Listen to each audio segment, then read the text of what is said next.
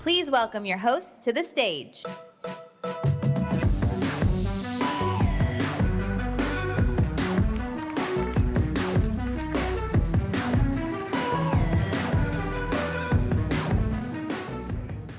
Huge warm welcome to day 2 of Config. Thank you so much for joining us, everyone here, online on the live stream. We're so happy to have you. If we haven't met yet, I'm Rachel Miller. I'm one of the engineering managers on Figma's team. And my name is Megan Benarzik. I lead design for the Collab Tools team at Figma. And we are your hosts today for the Mezzanine stage. Thank you. That made me feel so good. But even more importantly, we have our first talk of the day up next. We are going to have Zach Lieberman, who's an artist at MIT Media Lab, telling us about his personal practice of making a sketch a day for the past decade. I'm already so impressed. Please give a warm welcome to Zach.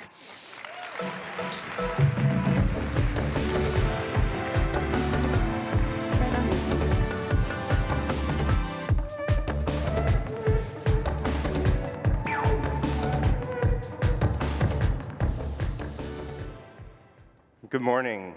It's a pleasure and an honor to be speaking to you about daily sketching. I've been making something every day for the last 10 years in code. I want to start with a quick introduction. I used to look like this. I studied painting and printmaking, and I had to get a job. And I learned about a tool called Flash. And from that moment, I discovered coding and this notion that you could write a line of code to make something move, and I fell in love. And everything that you see in this presentation is created with code. I write software. And I saw this quote recently. Jensen Huang, the CEO of NVIDIA, said, "Kids shouldn't learn to code, they should leave it up to AI." And I have to say, I fundamentally disagree with this. That computation is the central medium of our lifetime. And it's not just a technical medium, it's a cultural medium. So I'm exploring the culture of code. I'm making these sketches, these animations every day. And I've been doing this for 10 years. Making thousands of images, thousands of videos, and I want to tell you a bit about my journey and how I got started and kind of what I've learned along the way. So it all started January 1st, 2016. I made a New Year's sketch, and I had this habit of making a sketch every year to celebrate the new year. And I fell in love with this algorithm of light and reflection. So I started to experiment with light and reflection, and every day I would make a sketch exploring where the light was coming from, where the light was bouncing off of, sometimes doing things that were quite crazy. And I was showing these sketches to my stepdaughter, and at some point she was like, "You have to change, you're doing the same thing." So she became my art director. So I started to sketch with blobs, and I was exploring these organic, natural forms and seeing how they could move, what kind of stories I could tell with them, making images, stretching them, trying things like 3D that feels like 2D or 2D that feels like 3D, seeing what happens when I extrude the form. I even tried putting my face on the blob. She didn't like that at all. But really, the idea of sketching is to take simple ideas and remix them every day. So I want to show you what I mean by that. So there's an algorithm where you can take 3 points, and this algorithm will find a single circle that fits within these 3 points. And I fell in love with this algorithm, and I started to explore what other points I could apply it to. So I tried a walking person. I tried dancers. Another example of something that started simple was inspired by the design firm Lava, and they made the Beijing Design Week identity. And I really appreciated this kind of simple use of geometric forms. So I recoded this. And then always I feel like my job is to do like volume knob 11, to just turn the volume up and see what happens, to take the same graphical idea and see what happens when you change it and change it and change it, and see what sort of essential truth remains. And I try color, I try shading. Another simple idea, this is a line that only moves in a circular path. So it wants to catch up to the mouse, but it can only get there by moving along a circle. So oftentimes my sketches start with a simple gesture, but then I try extruding it so it looks cartoon-like. I try shading. I try color. I'm not allowed to talk of this because of an NDA, but you might have seen this in a package design or a wallpaper. But the sketches, I try to take the same idea and change it and change it and change it and see what remains. One of the things that I teach coding, and one of the things that you learn to code right away is to make a bouncing ball. This is one of the first things. It's very simple. It's great. It teaches you about variables and conditions. But I thought, what if the ball was bouncing? But what if we could change the perspective so the wall was bouncing off of the ball? So I like asking these sort of what-if questions. So I started with this. Then I tried 10 of them. Then I tried 2, and I was seeing, OK, how could we normalize it? And then 3, and then 4, and it got a little bit broken. And I like it when things get kind of on the edge of breaking. I always try to take sketches to the extreme and see how they break. Now I want to pivot and talk about the lessons or the motivations. So one of the motivations for me in terms of sketching are these 10 rules for students by Sister Karita Kent. And I share these rules with my students. They're all really beautiful. But I like, in terms of sketching, the rule 7. The only rule is work. If you work, it will lead to something. And I really like this kid had to write, I will make better choices over and over again. And you can see by the end, he's optimized it. The L is a single line. And if you have to do something again and again and again, you're going to make shortcuts. And those shortcuts become your style. They become your personality as a creator. One of the challenges of being an artist is that it's impossible to see how other people see your work. And this is a superpower that I wish artists can have. And I learn through sharing my work. For me, it's quite interesting to see how other people see it. And I think about this oftentimes like a matrix. And sometimes it's very straightforward, like I like things and people like it. I don't like it and people don't like it. That's straightforward. But those interesting moments are the moments when I like it and people don't. Or I don't like it and people do. And those are moments where I learn about how my ideas are in and out of harmony with the world. So for example, I made this sketch. I was working on something else. I was frustrated. I made this really quickly. I didn't like it at all. But people loved it. And that was this moment where I could see how other people were seeing my work and learn something from it. People always tell me what to do. And so my favorite response, I'm very friendly, but I'm like, DJ does not take requests, because I don't want other people's voices in my head. As a creator, there are so many voices that are telling you your work is not good enough, don't post that, that's stupid. There are so many voices. And I think it's really important to have an empty mind and to listen to a single voice, a single solitary voice, which is this childlike sense of wonder and curiosity that got you excited about the medium in the first place. But sometimes people write really beautiful things, like, this reminds me of another artist, or here's what I see in the work. And these comments are doors opening for me to new worlds. Sketching is a diary. And when I look at the sketches that I've made, I can remember where I was, I can remember my mood, I can remember the weather, because they all impact the way I'm making. I think a lot about this quote from the rapper JME. In one of his songs, he says, music is the reason I make music. I am the person I make it for. And this really resonates with me. I love this medium. I'm making this work because I love this medium, and I'm making it for myself. I saw this kid on the subway, and he had Snap spectacles, camera, a phone, and I'm taking a photograph of him. So there are so many cameras in this moment. And I think artists need to be like this. And so this is what my hard drive looks like. This happens a lot. But for example, I have a folder on my hard drive called Everyday, where every sketch that I make, everything, every screenshot winds up there. And they are breadcrumbs that I can use to follow to find my way back to different visual ideas or expressions. And the sketches are really based on how I'm feeling. So for example, after Trump was elected the first time, I was feeling really sad about the political situation and happy about the new year. So I was trying to express this weird duality of being happy and sad at the same time, or even this feeling that we were living in a kind of cartoon universe. I found these images of ink on my hard drive, and I tried to experiment with how I could paint or sketch with ink, creating textures. I recorded my hand and connected them together to make an infinite line. I've also done a lot of sketching with augmented reality. So this is recording photographs and having the photograph stay in the air where you took it. So you move around, and it creates a kind of fragmentary image. Or recording frames of video and having the video stay in the air where you filmed it. And then you're using your body. You become the playhead, and you're scrubbing through the video by walking through the video. This is fragmentary images, so breaking the image based on color, so there's one vantage point where the image looks correct, but as you move, the image starts to break. This is recording audio in space, and then you can walk through the audio to replay it. This is a test of talking and seeing what happens when we record audio in space. Hands in the head.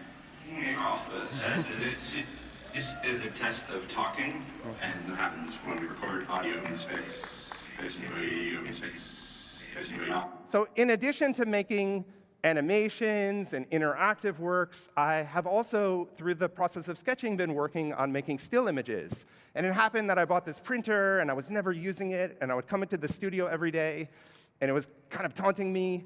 And one summer, I just gave in, and I started to make prints.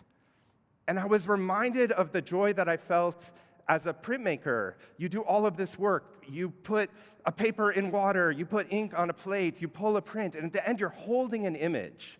And to me, there's something magical about having an image that you can hold, that you can put on your wall, that you can live with. And I'm really inspired by the painter Jack Whitten. Jack Whitten had this notion of making a painting. He wanted to make the painting in 15 seconds. But he was also a carpenter, and he would build these elaborate constructions that would help him make the painting as quickly as possible. And I feel the same way. I'm creating this elaborate system for making images through shader programming, and I'm making these images really quickly, but the machine that I'm making to make them is quite complicated. And I feel if I'm a nature photographer, and my job is to find moments, to build these living systems and find moments and capture them and print them and share them. And I share a few projects related to stills. This was a commission by the film studio A24, and this is for the film Everything Everywhere All at Once. This is the songbook reader. So this is the sheet music for the soundtrack. And the film is all about transformation. And for this project, I took the same piece of code, and based on the moments, the emotional state of the movie, I changed the code for each one of these songs. So I created an image for each song on the soundtrack. And I spent a lot of time listening to the music and trying to find a way to capture the feeling and the mood of that moment in the movie. I've also been really interested in sunsets and how to use the algorithms related to sunsets in a computational way. I've been really inspired by different artists. This is an artist named Joe McKay. And he has a project called Sunset Solitaire, where he's matching a real sunset live digitally. So he's trying to match all those colors. And I love this notion of using a computational system to have a conversation with nature. Or the artist Cassandra C. Jones, who stitches together photographs of sunsets to make an endless sunset. And I've been exploring these algorithms of atmosphere and sunsets and trying to figure out how to work computationally with these colors and bring the sky and bring the sun into my sketches. And I had this experience one summer where I was living on a boat for a little bit. And it was beautiful. It's beautiful to live on a boat, because if you want to go swimming, you just jump off and you swim. And every night, I would spend time looking at the water. And I remember looking at the light on the water and thinking, in a million years, I can never code that. What I'm looking at, it would take me millions of years to figure out the algorithm to code that. But when I got back to the studio, I started to experiment with the feeling. What did I feel looking at the light on the water, and could I capture that in an image? So I did a lot of experiments around light and reflection and sun, and thinking about sun on the water. And this project is a set of images. So these are 100 images. And the notion that I had was almost as if there was a summer, and you were paying attention to the sunset every day, you were extremely locked in, and every night you were watching the sunset, you would see all of these different colors, you would see all of these different feelings. And I thought of this almost as a stop-motion movie of a really beautiful summer where you paid attention to the sunset. I've also been really fascinated with light. So I showed you some of those sketches that, at the beginning, use light and reflection, and thinking even about light and color. And have been experimenting with different algorithms that are looking at light, but not just the light source, but how the light could blend and the way the light might look along the wall. Thinking about how the light would move. And I'm really fascinated. Oftentimes I think about light and color and geometry as those building blocks. And every day I'm waking up and thinking about what is the right combination that I want to create to express myself. I've also printed these, and I don't know, I kind of know why, but these go viral. Like, all the work that I do, these prints always go viral. And people can't believe that they're printed. And for me, also, when I'm printing them, I can't believe it, because it feels there's light or luminosity actually coming from the paper. More experiments with light and reflection. And specifically, I'm thinking all the time about how to use these materials, how to use light, how to use geometry, how to use color, and find the right combination in the right order to express myself. And I want to make images and videos and animations and interactive works that feel luminous, that feel that they have a kind of light energy that they're emitting. I want to make images and videos that bring me peace and share them with people with the hope that they bring other people peace. And I share my work a lot, and I get a lot of feedback. So for example, this person said, gorgeous and nauseating. When I was young, I had a reoccurring nightmare that looked a lot like this. And I have hundreds of comments like this. I also have comments. People always tell me that my work reminds them of ocular migraines. I've never had an ocular migraine, but I must have had dozens of comments, so I feel like I'm a migraine artist. But for example, this person wrote this really beautiful thing. I made these still images, and this person said, I took some time with these, full size. You wouldn't know it at a glance, but this is time-based work. And to me, this was really profound, that I had made these still images, but this person saw them as a movie, and they took time with them, and they showed me something that I hadn't seen in the work myself, and that really moved me. But I want to end with the nicest thing that I've seen, my favorite comment. I had a bad day. I saw your work. My day is good now. Thank you. And all the time as an artist, you're always asked to write an artist statement and describe what you're interested in. But I always come back to this quote. So I said before, when I'm making things for myself. But really, it's more than that. I make things that make me feel something, and I share them with people with the hope that it makes them feel something. And you never know. But this was this moment of the work meeting a person at the right time. And when I think about the power of, just in general, of making things and sharing things, I'm deeply inspired to be in a conference like this and meet everybody here and see all the amazing things that people are working on. When I think of the power of making and sharing and creating, it's really about making work that meets people at the right time. And with that, I would love to say thank you, and really, I'm deep honored to be here.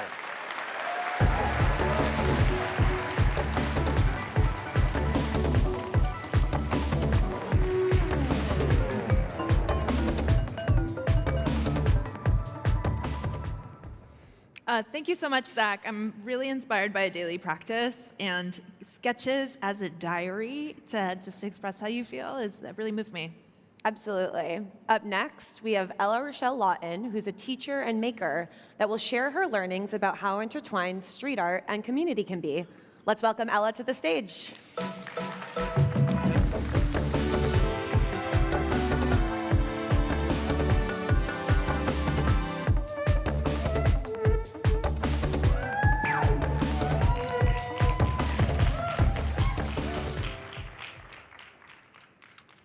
Hello, everyone. My name is Ella Rochelle Lawton, and I'm a public artist, designer, and street art instructor from San Francisco. And my work centers around community and public space. Kicking off today's talk, I begin with this piece titled Seismic. I created this piece for San Francisco General Hospital's Hearts in SF project. I begin with this piece because today's talk is really a love letter to San Francisco and the creative communities that make this place so special. Now, this heart represents San Francisco neighborhoods throughout time and creative communities' ability to rebuild throughout constantly shifting environments. Whether post-1906 earthquake, throughout waves of change in the tech boom, or post-pandemic, San Francisco artists consistently shape what this city becomes. And today, I hope their stories and ways of working inspire you. Now, my understanding of art and community-centered design didn't start where you might expect. I graduated from UC Berkeley with a certificate in design and a BFA, and very soon after, I ran off to join the circus. Now, this may seem like a dramatic pivot, but at the time, this experience and everything that followed reshaped the way I think about design. Now, today I'm going to be sharing some stories from my work in street art and public art, and how this has shown me how we can create more meaningful, connected work. Because street art isn't just a medium. It's a way of working, a way of responding, and a way of connecting people.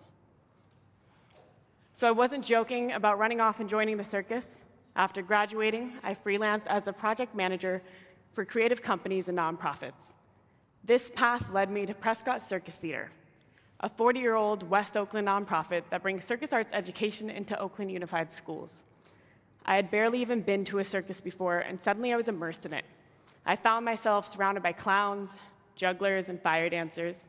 I was stilt walking at staff meetings, learning to balance in a completely new way, and delivering unicycles across the East Bay to partner school sites. The experience was chaotic and a little surreal, but what grounded it all was the mission. Prescott Circus Theater leads with care, centering youth to build confidence, perseverance, teamwork, artistic skill, and belonging. Through this work, I became part of a much larger community. I got to see students across school sites, I saw performances come together, and I was introduced to the deep network of alumni and families connected to the organization. Now, all of this changed how I thought about creative work. It was no longer just about producing. It was about contributing to something that already exists within a community. When I saw this call for art for a billboard in downtown Oakland, I was ready to create. I thought of this illustration as a collection of real moments, from Oakland First Friday vendors to Chinatown merchants to students standing tall on their stilts, seeing the world from another perspective. Shortly after the billboard was installed, something unexpected happened. Our students were participating in a parade. We turned a corner, and there it was, the billboard. The energy of our students were there, the energy of the parade, and the work reflected it all right back to us. Now, this became a moment where my art and my life met in real time, and it stayed with me, because it showed me that when art lives in public space, it becomes a part of people's lives, not separate from it. I had a very similar experience almost exactly a year ago right here at Config. I came in excited and curious, and I spent the day collecting swag and going to talks.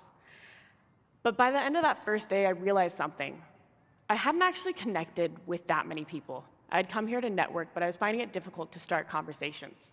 So many people here were coming with teams or were reconnecting with past colleagues, and I wasn't quite sure where I fit within that. After all, I was spending my mornings stringing together clown noses and my afternoons teaching spray paint and street art. By the end of that first day, I was feeling really out of place, so I decided to call it. I had to catch my bus on Market Street, and I cut through Yerba Buena Gardens. And I immediately stopped in my tracks. That's my art, large scale and installed. Now, thank you. And then as I stood there, I was just as excited. And I started taking photos, and it was so interesting and really cool to see my work at that scale. I had been in conversation with Yerba Buena, knew the piece was accepted, but I didn't know it was up, so it was a big surprise. And I immediately started taking photos. And as I did, something shifted. I thought to myself, this is my home, my backyard, and these are the people and places that shaped me. For a moment, I had forgotten that. And this became one of many times in my life where art restored my confidence, grounding me in a moment of disconnect. The next day, I came back to Config with this newfound confidence, and I began to share more openly about my work across public art, education, project management, and design. And suddenly, conversations opened up, because so many people here are also artists. I met musicians, ceramicists, painters, and even taggers. And that changed how I thought about spaces like this. Those conversations didn't just stay at what do you do? They moved into deeper questions like how do you approach your work, who are you designing for, and what type of impact are you trying to have? And I kept coming back to street art, not just as something I teach, but as a way of thinking about design in relationship to community and public space. That's something I get to explore more deeply through my work with First Amendment. First Amendment, also known as 1AM, is where I get to teach street art workshops to corporate teams and local schools. I also work with a team to bring murals into the city. And I also get to work with community partners to find walls and connect them with artists and bring these projects into public space. In my workshops, I teach about spray paint and street art history, talking about some of the more internationally acclaimed street artists, to those less visible but just as important. We talk about how artists work in public space, whether through bold murals or through subtle interventions and layered work that reveals itself over time. The most interesting part of these workshops is the range of participants. Guests range from corporate teams used to highly structured systems to local students holding a spray can for the first time. Regardless of this difference, there's a shared moment early on, a moment of hesitation, because designing with public space in mind feels different. There's a different relationship to permanence, as you can't undo something as easily, and you can't fully predict how something will be experienced. Now that changes how we approach making.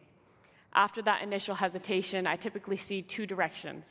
People will either embrace that imperfection, and they'll start getting large scale and really messy on these walls, or they'll become highly intentional, and suddenly new questions emerge. People start to ask, where does this live, and how does this interact with what else is on this wall? The work for a lot of my tech teams is no longer about platforms, pixels, or print. It becomes about people, place, and presence.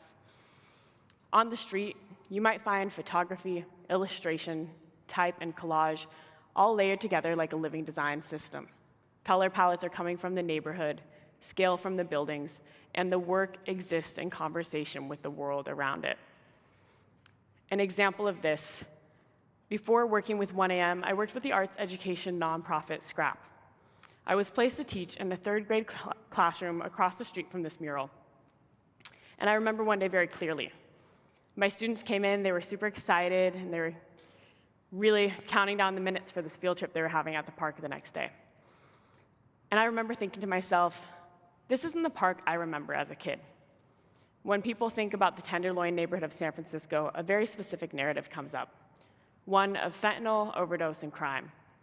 But for many San Franciscans, that's not the full story. The Tenderloin is home, it's where third graders make art, and it's where people come together to support one another. This mural exists within that reality. It doesn't erase those challenges, but it adds something else. It speaks to community needs. In this case, the need for affordable housing. For my students, that park isn't just a location, it's joy. And having a mural there matters because it reflects a different narrative, one that says, this space belongs to us. Now, at the same time, other design exists in the Tenderloin. One's less welcoming. Hostile architecture can be found all over the Tenderloin neighborhood, uncomfortable benches and surfaces that prevent resting, ultimately to deter unhoused people. As designers, we have to acknowledge that our work can include or exclude, create belonging, or remove it. One artist who's done an incredible job of building belonging in the Bay is Agana. And her work is strengthening communities across San Francisco and Oakland, and I've encountered it in a very specific way. On long days of dropping off stilts and unicycles, I would run into her pieces in partner schoolyards. Now, those moments always stood out to me. They reminded me of what was possible in these spaces after exhausting long days working in education. And if that's the effect it had on me as an adult simply passing through that space, I can only imagine what that meant for students who are growing up alongside these works and who may see these and see themselves as artists because they see that possibility reflected around them. Agana also once taught within Oakland schools, and she represents the dedication of our public arts educators. Her work shows what it looks like to stay connected to community and environments that people move through every day. Street art is also highly conversational. Take this example of local characters, Ricky Rat and Honey Bear. What may seem playful on the surface is actually a conversation rooted in cultural erasure and gentrification in San Francisco.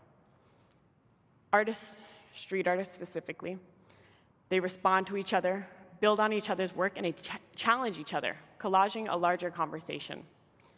Street art isn't about this finished, untouchable piece, it's about that ongoing, never-ending exchange. In design spaces, we don't always challenge each other in the same way. Street art reminds us to be bold, to respond, and to adapt in real time. Take street artist Vogue and Twin Walls. During a time when cultural erasure feels so prevalent, these artists respond quickly. Twin Walls' team and Vogue put this piece up in Chinatown just a couple of weeks ago. I ran into Vogue, and we had the pleasure of chatting about this work. This piece celebrates Wong Kim Ark, whose battle against prejudice during the Chinese Exclusion Act led to the establishment of birthright citizenship in the US. During a time when this is being challenged, when people are being taken away from their homes, these street artists ensure that cultural history is not erased, and they remind us that we all belong.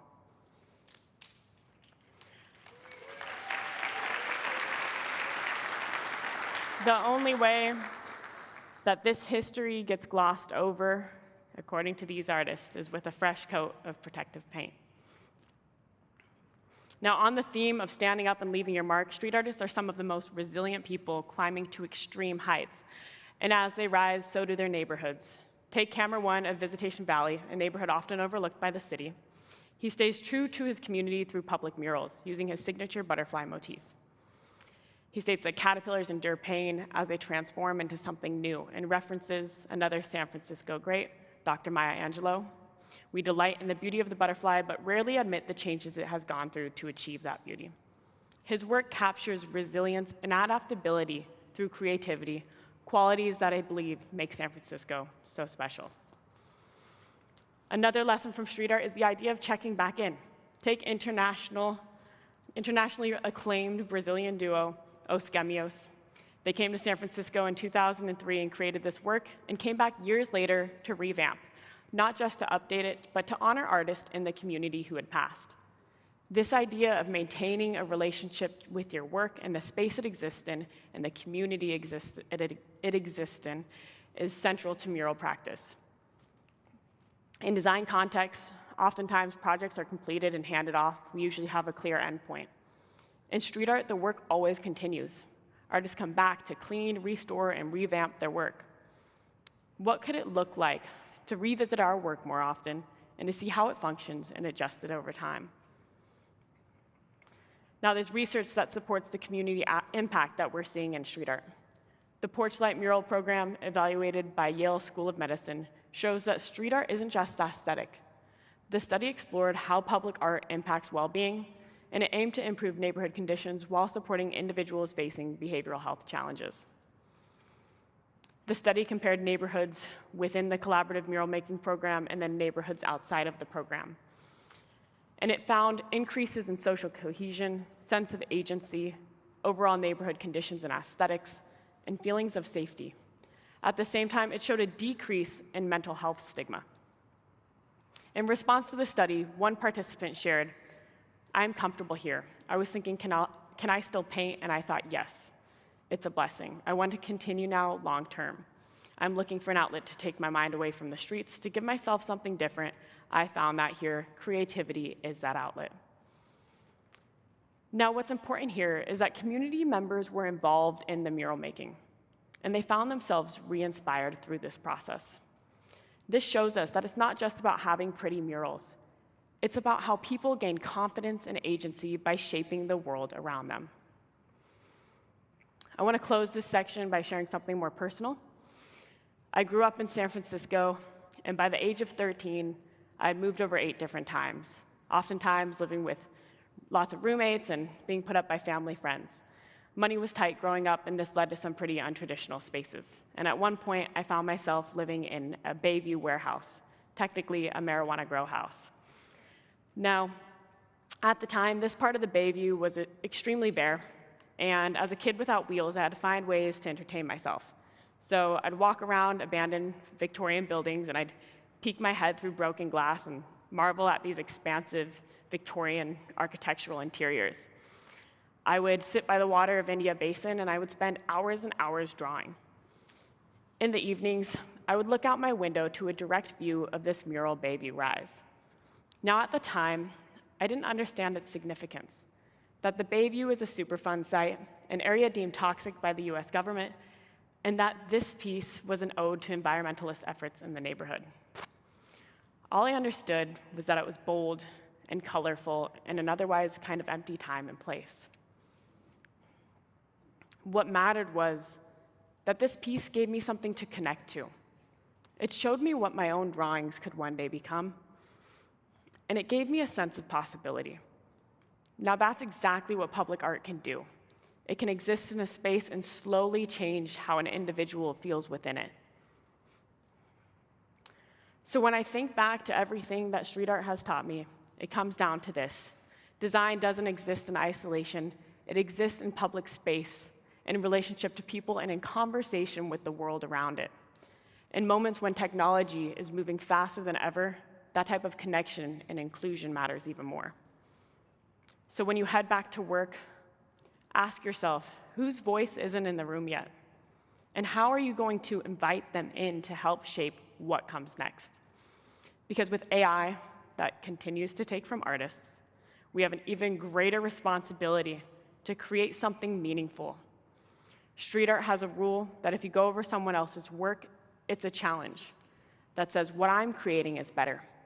So let's not simply make more. Let's create something. Let's become highly intentional, and let's create something that helps amplify overlooked voices, helps make people feel seen, and leaves the world more connected.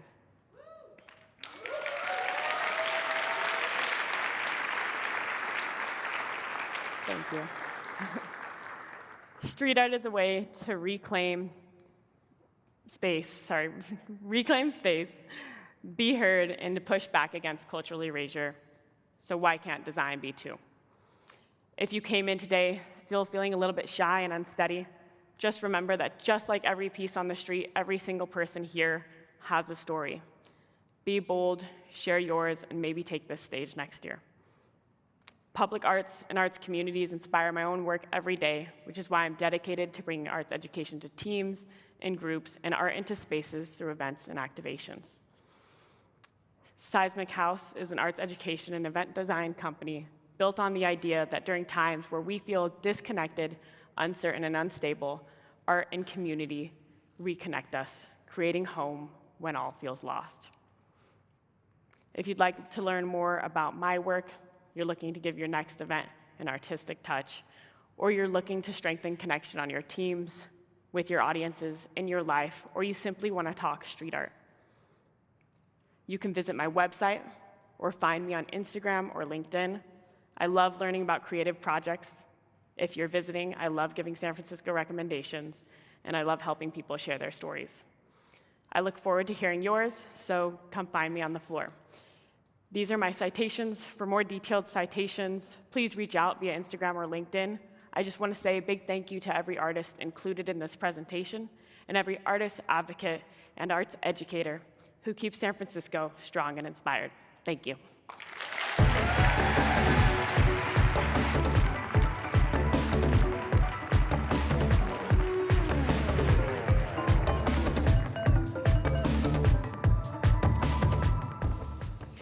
Huge thank you, Ella. I love the idea of street art as a conversation. It's a really powerful reminder how much art and community can build up each other. For our final talk of this morning's session, Lauren Hom will share stories from a career following passion over conventional wisdom. Let's hear it for Lauren.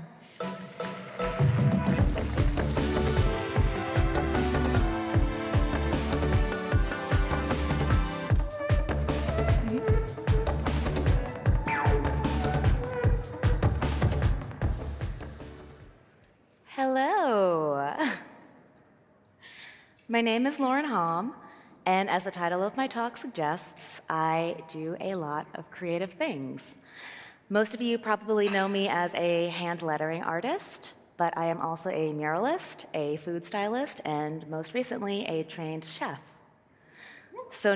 Thank you. So not too long ago, I found my diary from when I was 12 years old. I actually brought it with me today. I was shocked while I was thumbing through it because I found a list that I had written out of year by year. I had written out my life plan through the age of 30. What a little freak. And I wanted to read it to you. So, at 18, I was going to study marine biology at Cal State Long Beach. I'm from Southern California. At 21, I would meet the love of my life, date for exactly 2 years, and then get married. 23, first job. 24, buy a house. What? I would have 2 kids by the age of 28, and then become a stay-at-home mom by the age of 30. What a nice life. And now, I wasn't shocked to find this plan. Let's put this away. Because I had really just stolen this from my parents. I was mostly shocked to see that little me had planned so far in the future when we all know how much changes between then and now. So from a young age, I had just inherited all these ideas about who I should be and what I should want from the world around me. I inherited these from my parents, my friends, my community, and my peers. Sometimes explicitly, like my parents telling me, don't get tattoos, or sometimes implicitly, like them side-eyeing people with tattoos. And left unexamined, these shoulds can lead us astray. They can lead us to make decisions that veer us off course from who we are, oftentimes leading us somewhere that we don't recognize, as someone we don't recognize. Today, I want to argue that doing what you want to do, not what you think you should do, is the key to having a fulfilling career. And now, this may seem very simple, but letting my creativity take the reins, not practicality, has been the key that has opened up every avenue for me, every door, every opportunity.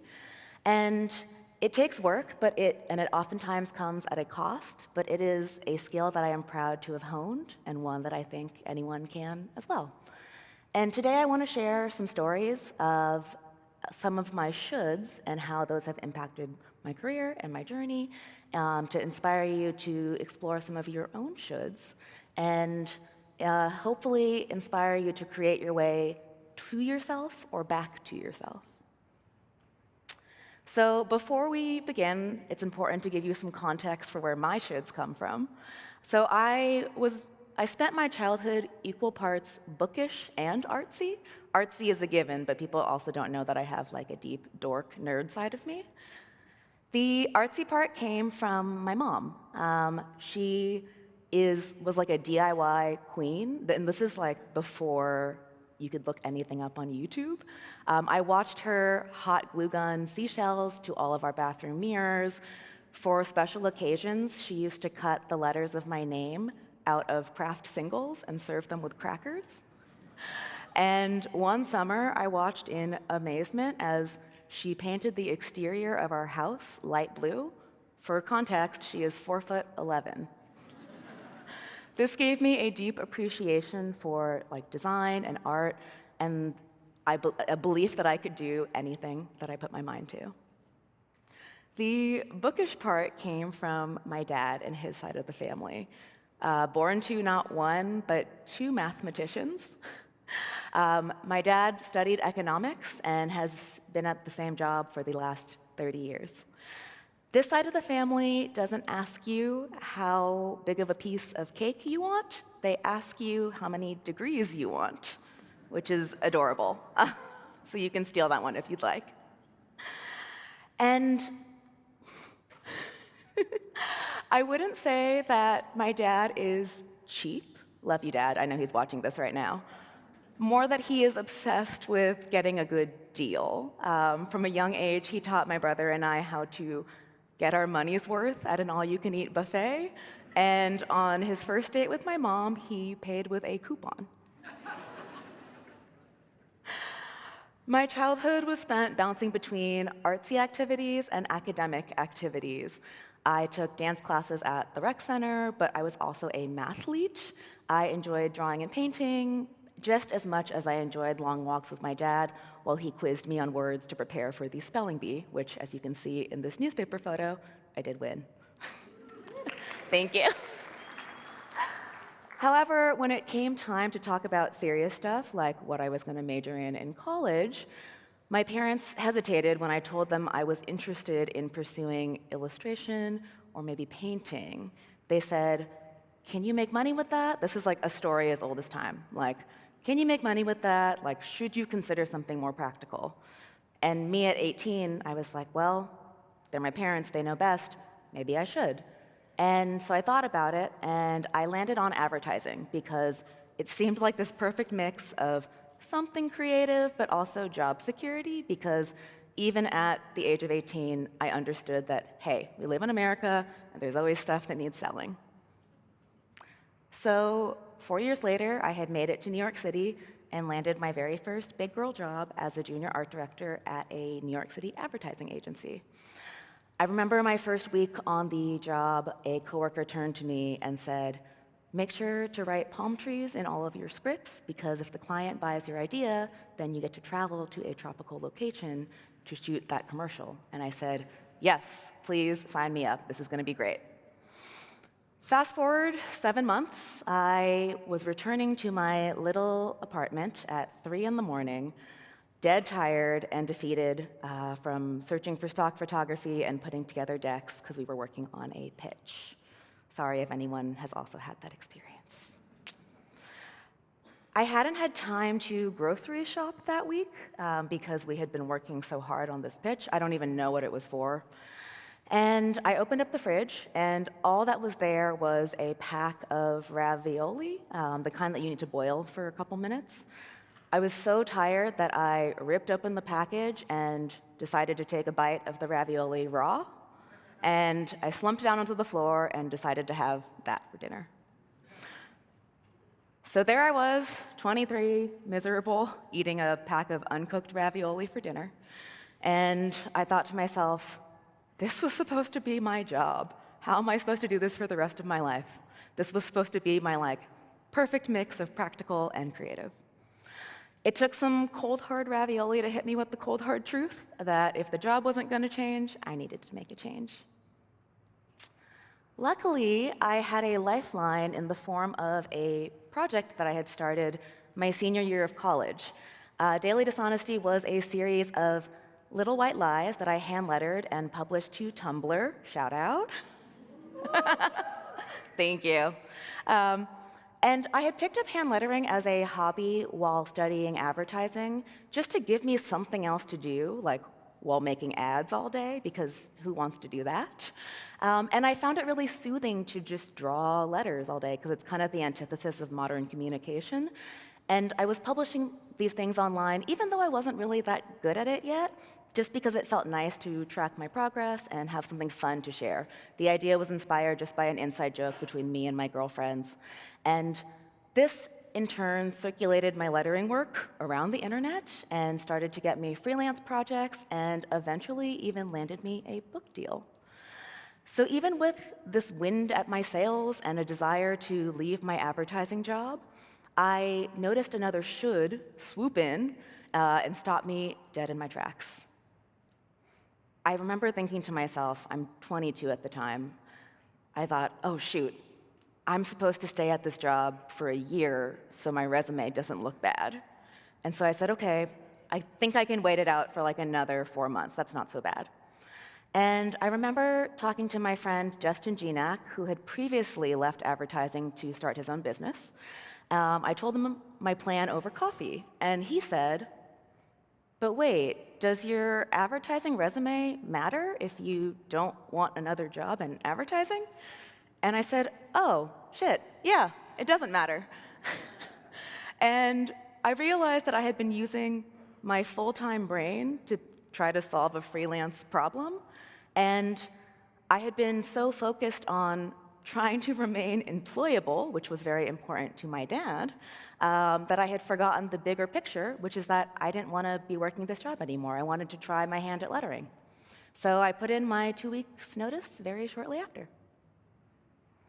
So, thank you.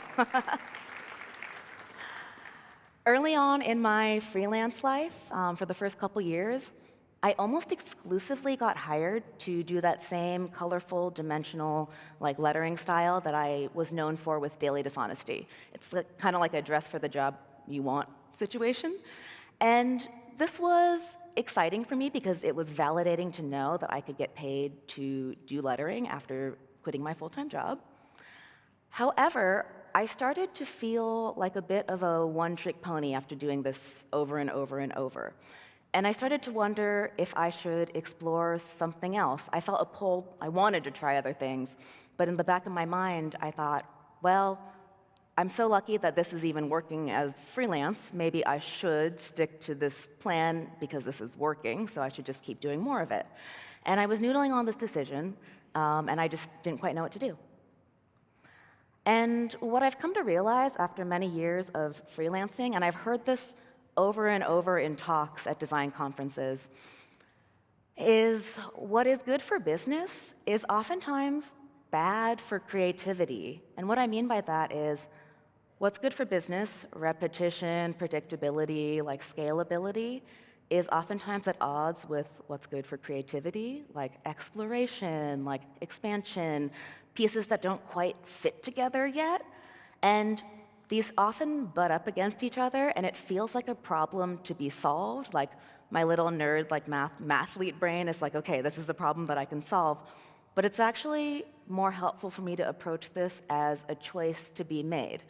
It's more of a, which one do I need more of right now? Which one is more important? You need both to obviously run a freelance creative business. But at this moment, I realized, oh, I would like to expand my creative work, and if I'm going to have a sustainable creative career that's going to span a long time, I really need to make sure that I am keeping my creative spark alive. And now that I was freelancing and in full control of my creative career, I was learning this very important lesson, that keeping yourself engaged in your creative work is part of the job description. I used to think that it was a nice to have, but it is actually a must have. I realized that it was sheer luck that when I was 20, I did Daily Dishonesty, and it ended up being a lifeline for me to use at 22 that was going to save me from a job that I didn't end up liking. And I realized at that moment that, oh, shoot, it's actually a better idea for me to try more things and to put more pots on the stove and expand than to just stay in one lane because that's what's good for business. And so I decided to slowly incorporate new mediums, new skills, and new ideas into my portfolio, one every year or so, every year or two, as to not overwhelm my portfolio. For example, I wanted to try my hand at chalkboard lettering. I figured it's still lettering, but it's a new medium. And I started this project called We'll Letter for Lunch, where I went around to restaurants in New York and pitched them my services as an amateur chalkboard lettering artist. I said, hey, I will letter whatever your daily special is in exchange for whatever I write on the board. So it started with these A-frame menu boards with just like the daily special. And eventually it went to larger menu boards and chalk murals, which of course I charged for. I am my father's daughter. After about 6 months of this Letter for Lunch project, I remember getting an email in my inbox from someone at Skillshare saying, "Hey, you lettered a chalkboard for our CEO. Do you want to teach a class?" And I thought to myself, I don't think that happened. And so, of course, I Googled CEO Skillshare, and I remembered, I was like, oh, yeah, I do recognize that guy's face. So it turns out that back in 2014, the CEO of Skillshare was helping his friend run a New Orleans-style soup and sweet tea stand on the weekends. Even CEOs have passion projects. And I had given him a flyer, and I had done a chalkboard for them. And it turns out that they had been looking for someone to teach a chalk lettering class for a while, and now that they had found me, they wanted to work with me. And so I decided to chat with them, and we landed on a chalk mural class. And little did I know that this Letter for Lunch project would lead me to designing a chalkboard for the CEO of Skillshare that would lead me to teach my very first online class with like a huge platform. So I said yes, and we landed on a chalk mural course. I got a peek behind the curtain at how an online class gets made, and it was really thrilling to see people enroll in a class and make chalk murals of their own. As an added bonus, when we were wrapping up the filming of the class, someone from the team at Skillshare said, "Oh, hey, by the way, do you paint murals too?" And this is how I got my very first mural commission. Granted, it was dinky and technically in between two bathrooms. Doors are the bathrooms. But it was real, and it was my very first commission from a real client. And just like that, I got my first mural, and with the next one, it was a little bit bigger and a little bit further away from the bathroom. And the next one, a little bigger, further away from the bathroom. And over the years, and many murals later, I was able to look up and realize that I was a muralist. So murals were something that I had always wanted to get into, but didn't quite know how. It felt like something that was a little bit harder to get into than lettering, because I could just pick up a pen and have paper. But with murals, I was like, well, I got to find a wall, and it just seemed like too much, so I didn't bother. And what my chalkboard lettering project had done for me, like with murals, was something that my friend Andy J. Pizza likes to call preparing for your big break. And what that means is you're taking slow little baby steps towards a big opportunity that you just don't know about yet. And what he argues is you actually don't want your big break too early because you're unprepared for it. If I had gotten that email from Skillshare saying, hey, do you want to paint a mural in our office, back in 2012 or something, there's no way I would have known how to do that. But with the Letter for Lunch project, I didn't know it was going to lead to chalk murals. I was just trying to do A-frame boards for free food and to build a little bit of a portfolio. But what it ended up doing was leading me to doing chalk murals, which set me up perfectly to do painted murals. And so little by little, you're building your skills, and eventually you will be offered the big break, and then you have finally leveled up to do the thing.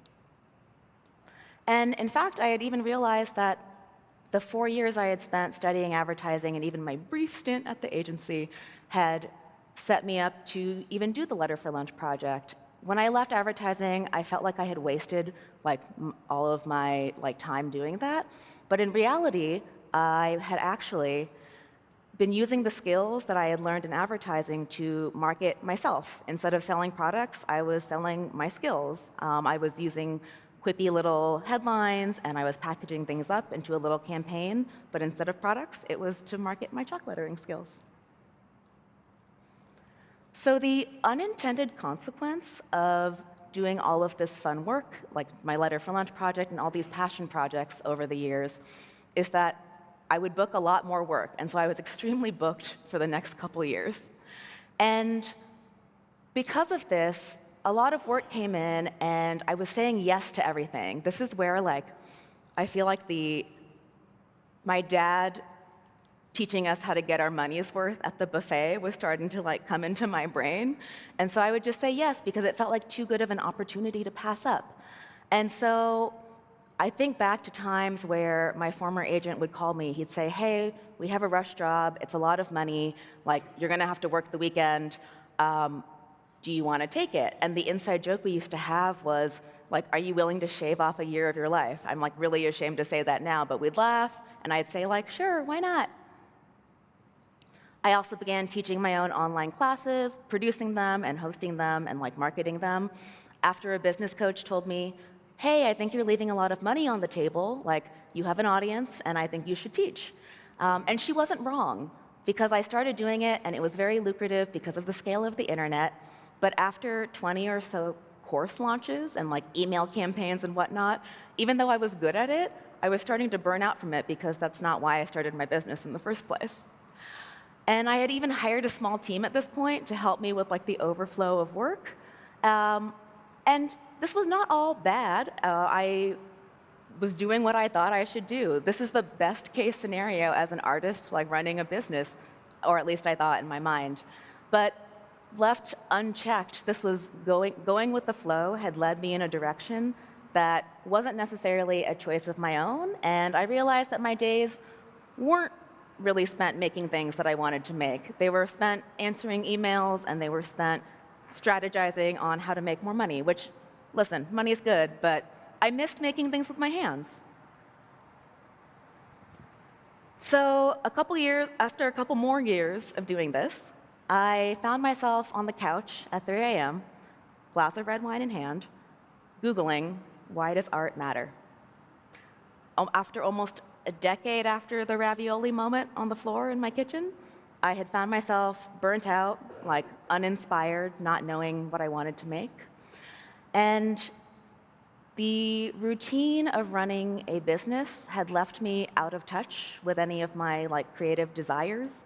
I just felt completely lost and aimless and not knowing what I wanted to do next. I had said yes to too many like good opportunities that weren't necessarily like my own decisions, and I think after too many little like shoulds, I had moved away from doing what I wanted to do. And that's the problem. I think that we live in a world that offers us like lots of shiny objects and money and treats in exchange for our money, or in exchange for our time and our labor and our attention. And none of us are immune to this, but the system doesn't care about our pleasure or our joy or our humanity, and so we have to be the ones to advocate for that for ourselves, and I had forgotten this. And if you just go with the flow, like I had, market forces will push you towards efficiency. Like, best case scenario as a working artist, you end up almost getting pigeonholed because you'll get known for a style and get asked to do that style over and over and over again, or the thing that makes you money. And so you end up doing more of that, but at a certain point, you need to be the one to get back in the driver's seat and decide, okay, I'm going to try a new style, or I'm going to do a new thing, because you're in charge of keeping your creative spark alive. And creativity is just not efficient all the time. Like, it's messy and it's human, and that's what makes it beautiful and valuable. So yeah, years after that ravioli incident, I had found myself burnt out, and I knew I wanted to make things with my hands again, and that was the only clue that I had. And so I thought back to, okay, let's start there. So even in my busiest business parts or moments, I was still working on projects here and there. So I began to gather a collection of images of just what I had made over the years. And I ended up seeing a through line to all of this. I noticed that even with my pom-pom crafts or cookies or baking or jewelry making, the through line was food. And I started thinking about, okay, if food is the thing, it reminded me of a story or of a thing that my friends and I used to talk about of, okay, if you won the lottery and you didn't have to work, what would you do? And my answer for like the last decade had been, I would go to culinary school and host like fabulous dinner parties for my friends and my family. And so I started thinking about enrolling in culinary school because I realized I didn't have to win the lottery to do that. I could actually just plan for it. So as I got closer to enrolling and thinking about putting a deposit down, I started to get a little bit nervous and worry if I was blowing everything up for no good reason, because it felt like there was something to lose, because there actually kind of was. I was 32, not 22, and I had gotten more comfortable, and I had more responsibilities. Inevitably, I realized that as I got older, life was handing me more big girl responsibilities. And the same way that my friends and I joked about muscles getting tighter and joints getting creaky, I noticed an internal stiffening in myself too. And so I started to wonder if I should do this. And I remember my dad giving me a call and saying, "Hey, so I know you want to go to culinary school. Have you considered cooking every day at home for a year and saving the money instead?" And this question jolted me to clarity because it was so ridiculous. And I was like, what in the Mr. Krabs type of question is this? But it reminded me that the point of culinary school clearly wasn't to save money or even to make money. It was that I needed to try something new, that I wanted to try something new, and it was going to be for me. And it brought me back to thinking about how I wanted to go to art school to study illustration or painting, and my parents said, "But how will you make money? How will you get your ROI?" And how I eventually found my way back to doing what I wanted to do, like making art. And how I even was able to make a living from it, and how that was kind of like winning the lottery in and of itself. And so I decided to enroll in culinary school. After I got off the phone with my dad that day, I put my deposit down. And I decided to go. I eventually did end up going to school and began blending all of my interests and passions together. And now I have been blending food into my design work. Going into school, I knew I was not going to go work in the culinary industry yet, because the joke I've been telling my friends is I like sitting for my job for most of the time. But I really wanted to bring more food work into my design work. I've been creating things like editorial stuff. This is a shoe that I've made 100% out of potatoes for the Washington Post, or cheese and crackers. I even designed a baguette-shaped nail, or using dried spices and oranges to make a Target gift card, or drop caps out of real citrus. And as a creative person, or even as designers in this room, right? I think we often think that we're more immune to the shoulds, we're more able to do things our own way. But for me, I know that I'm not immune to them. We're all steeped in the same culture. And it's similar to a parent dissuading a child from pursuing art in service of a more profitable college major. But as all of us in this room know, the way that we work and live is constantly changing, especially now more than ever. What worked then doesn't always work now. I mean, I got my start on Tumblr. And so why not try things your own way and mix things up and do things differently? For me, it's pursuing lots of different interests in a world that tells you to specialize and find a niche. For you, it might be taking your time in a world that tells you to go faster, or maybe it's specializing in an industry that tells you to try to do too many things. Whatever it is, do more of what you want, and I promise you, you'll find your way. Or don't. I would never tell you what you should do. Thank you.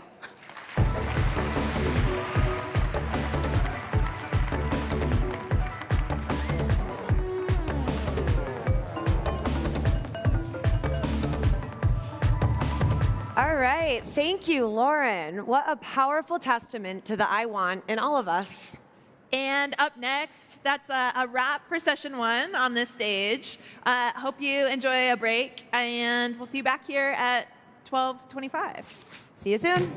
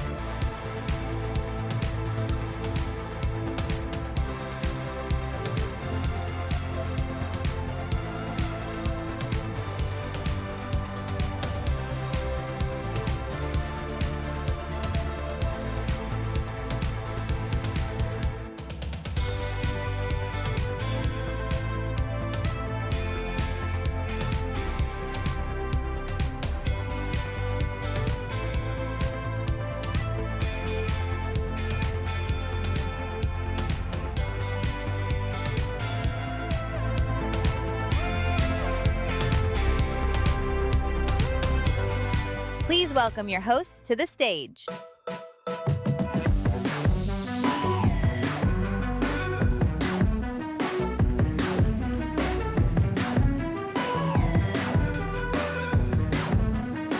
Hello and good afternoon, Config 2026. Let's hear a shout. Woo! I love it. Hi, I'm Rachel Miller. I'm one of the co-hosts today. I lead the design systems engineering team at Figma. And I'm Megan, and I lead design for collab tools at Figma. Together, we're your hosts of the Mezzanine stage. To kick us off today, Jace Hansen will show us his work on over 20 major movie franchises, giving us a deep dive into designing the fictional technology that makes those worlds feel so real. I am so excited for this. Please put your hands together for Jace.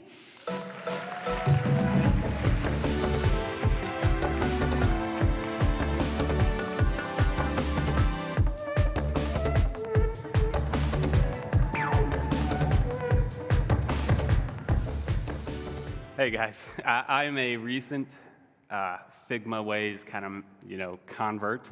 I've become a huge fan for what I do. So I want to thank Figma for inviting me out here to this terrifying stage to present some of the work that I do. Especially thank you, Rose, for bringing me out here. So this is the kind of work that I do. It's basically holograms designed for these characters that I think we all kind of have grown to know and love.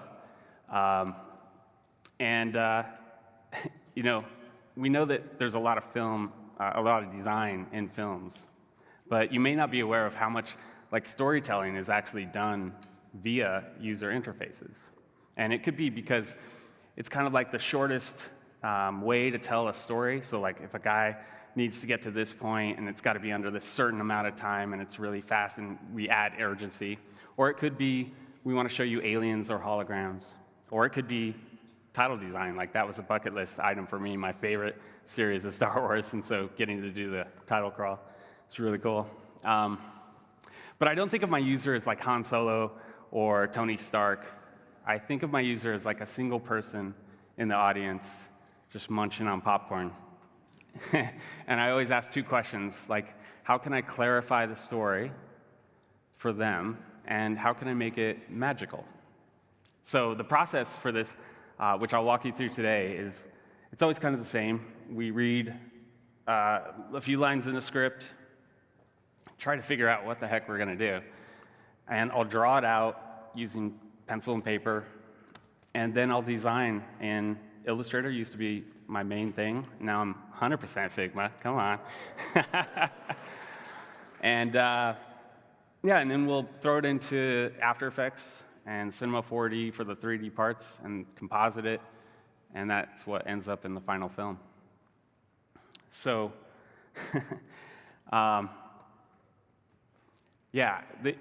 these guys are the best actors in the industry, right? And I'm always surprised at how into the UI design they get. They geek out on it almost as much as I do. And it makes sense because it's a lot of their performance is tied up in that, and it's kind of like a person that wants to play a character that plays guitar. They'll actually learn guitar. So I'll make user manuals for this, like an Iron Man HUD manual and stuff like that, and I'll show it to them on stage and how to use it. But it all starts a lot earlier than that in a process we call world building. That's what I'd like to take you through today. Through 3 films. So the first one is one I hope you've seen, Top Gun. It's a favorite. So this film starts with Tom Cruise, and he's trying to break the speed record in this fancy new plane. He's trying to hit Mach 10. And his whole world depends on it, right? So it's a very important scene in the film. And side note, this was production designed by Jeremy Hindle, who you probably hopefully saw last year on the same stage, describing his work on Severance. My work in the film is often a little bit harder to see, but if you notice in the reflection, some of my best work is it's right there, right between Tom's eyes. This is the only reason I come out of my little cave and do these terrifying talks, is to show the work a little bit bigger and a little bit better. So this was, I was brought on by my guys, G-Monk And I worked with legends in the industry, Toros and Lepardo and Delu on this. And it all starts kind of like really simply. It's like plywood and foam and metal. And the screens are actually like an iPhone X, an iPad Pro, even an iPod Touch. It's really what size is going to work for these things. So what you see in the films, you've got to always keep in mind, like that's probably just devices that you have in your pocket, And even on Tron, the little triangle display on the light cycles. Side note, this was my other bucket list. I always wanted to do a display for a light cycle. How cool is that? Yeah, I love these things. That little display is actually a iPad mini, just kind of set in the bike. And so I'll design all this in Figma and kind of explain what everything is. This is for the actors and for the directors, and just to get everybody on the same page. I did the bike in Cinema 4D and put the display on there so you kind of have a context. I'll talk more about that movie at the end. But back to Top Gun, whenever you're on a Tom Cruise movie, expect some notes, a lot of notes. He is a pilot, and so for Maverick, he really insisted that all the actors be filmed like in the back of an actual F-18 fighter jet flying, right? And because you can't really fake all the G forces on your face and everything, you can't fake it. And so he's really set on every gauge, every number being real. And when he got in this cockpit mock-up, he's like, nah, this isn't how I like to fly, right? You saw the note. This is not how he likes to set up. So he wanted to move all the hardware around, wanted to redo all the UI, and a lot of designers would groan about that, are we even going to see it, right? But my thing is, this is why I wanted to do film in the first place, is everybody involved is so into every single little detail. And I was secretly excited because, it's fighter jets, and so I love the research phase of this. I got flown out to Air Station Lemoore to learn how to fly the actual F-18s, right? I built my own little simulator. It was a little meek, though, so I kept adding to it. And it got a little ridiculous. This was my desk working on Top Gun, but this even got more involved than I thought it would. So production assigned a SME, which is a subject matter expert, to me from the depths of Skunkworks. Like, he was in the top secret facility, and he was super mysterious. I only knew him by his call sign, Spock. So this is how I pictured him.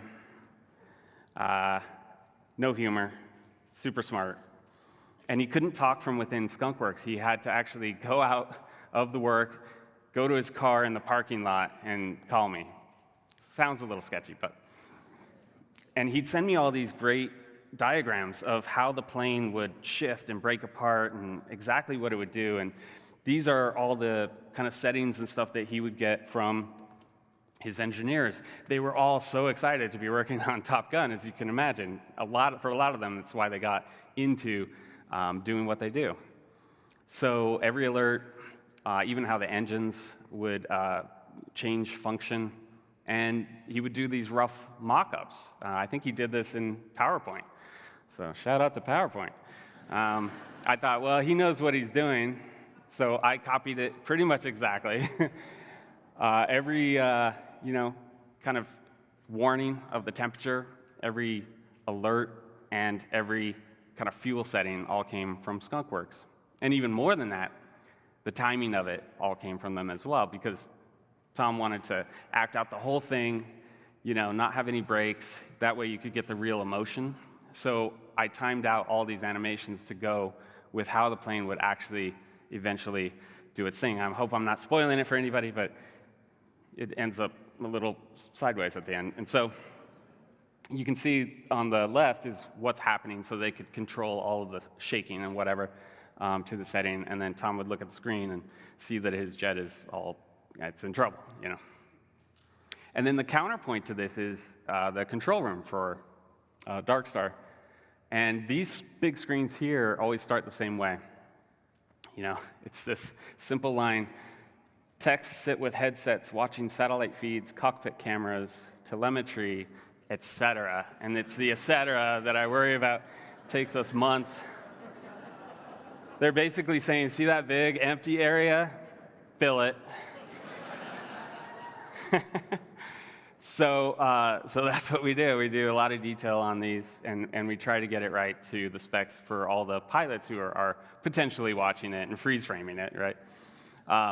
So I'd like to show a video about how it kind of came out in the final film.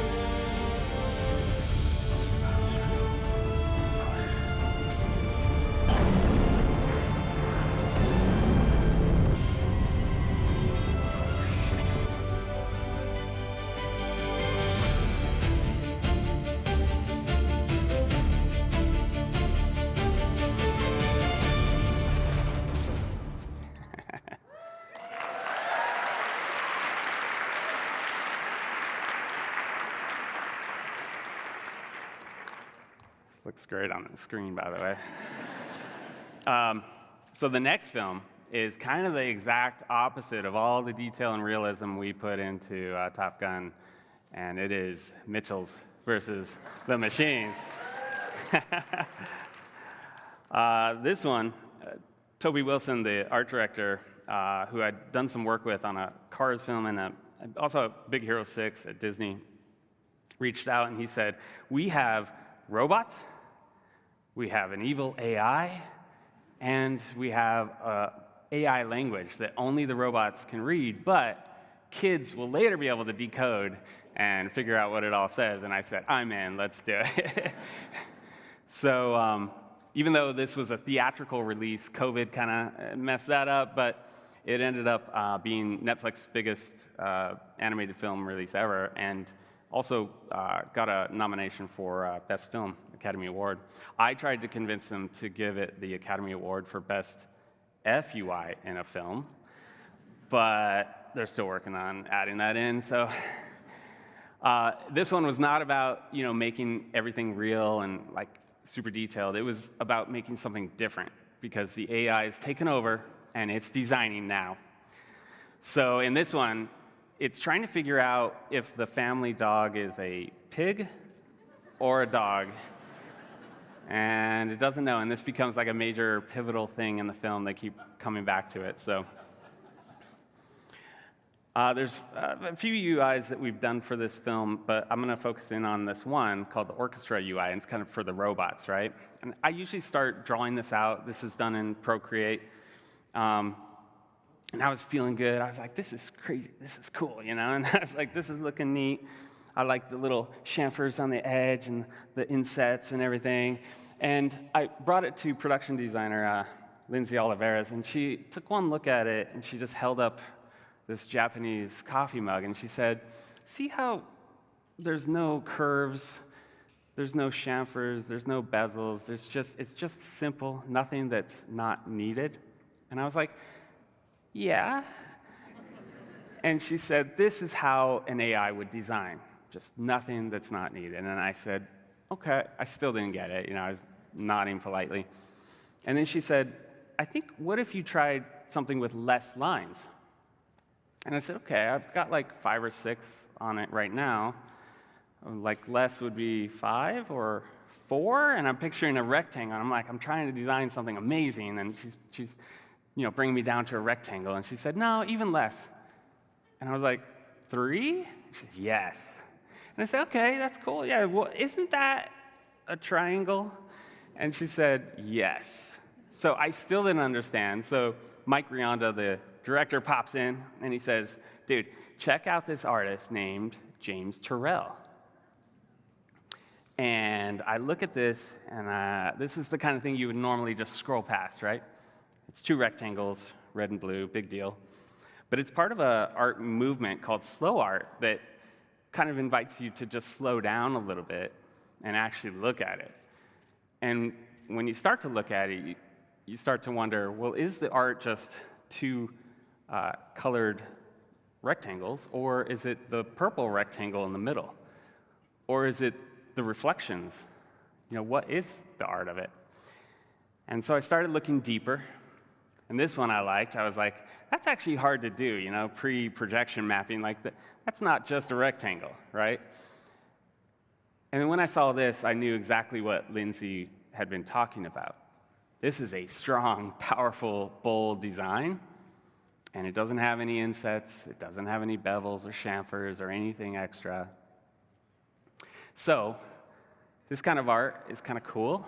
I started getting really into it. Makes you ask, what is it? What does it mean? Why is it done this way? But I was really asking, how the hell do I make this into a UI, right?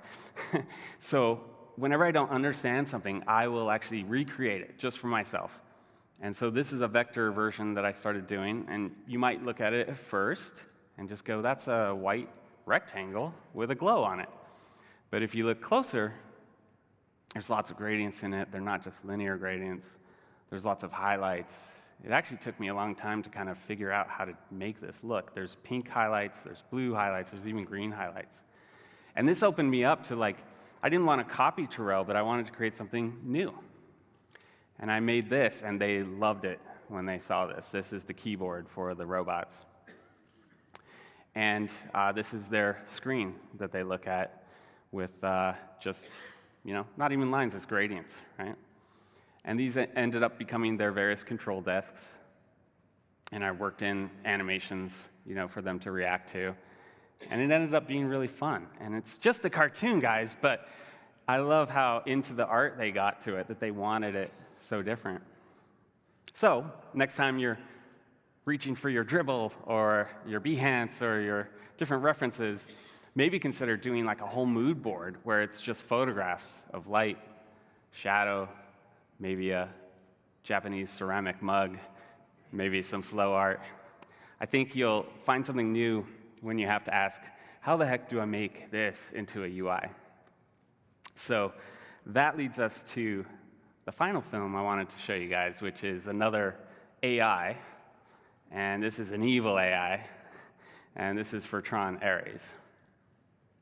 I started looking through the script on this one, and I knew we were in trouble.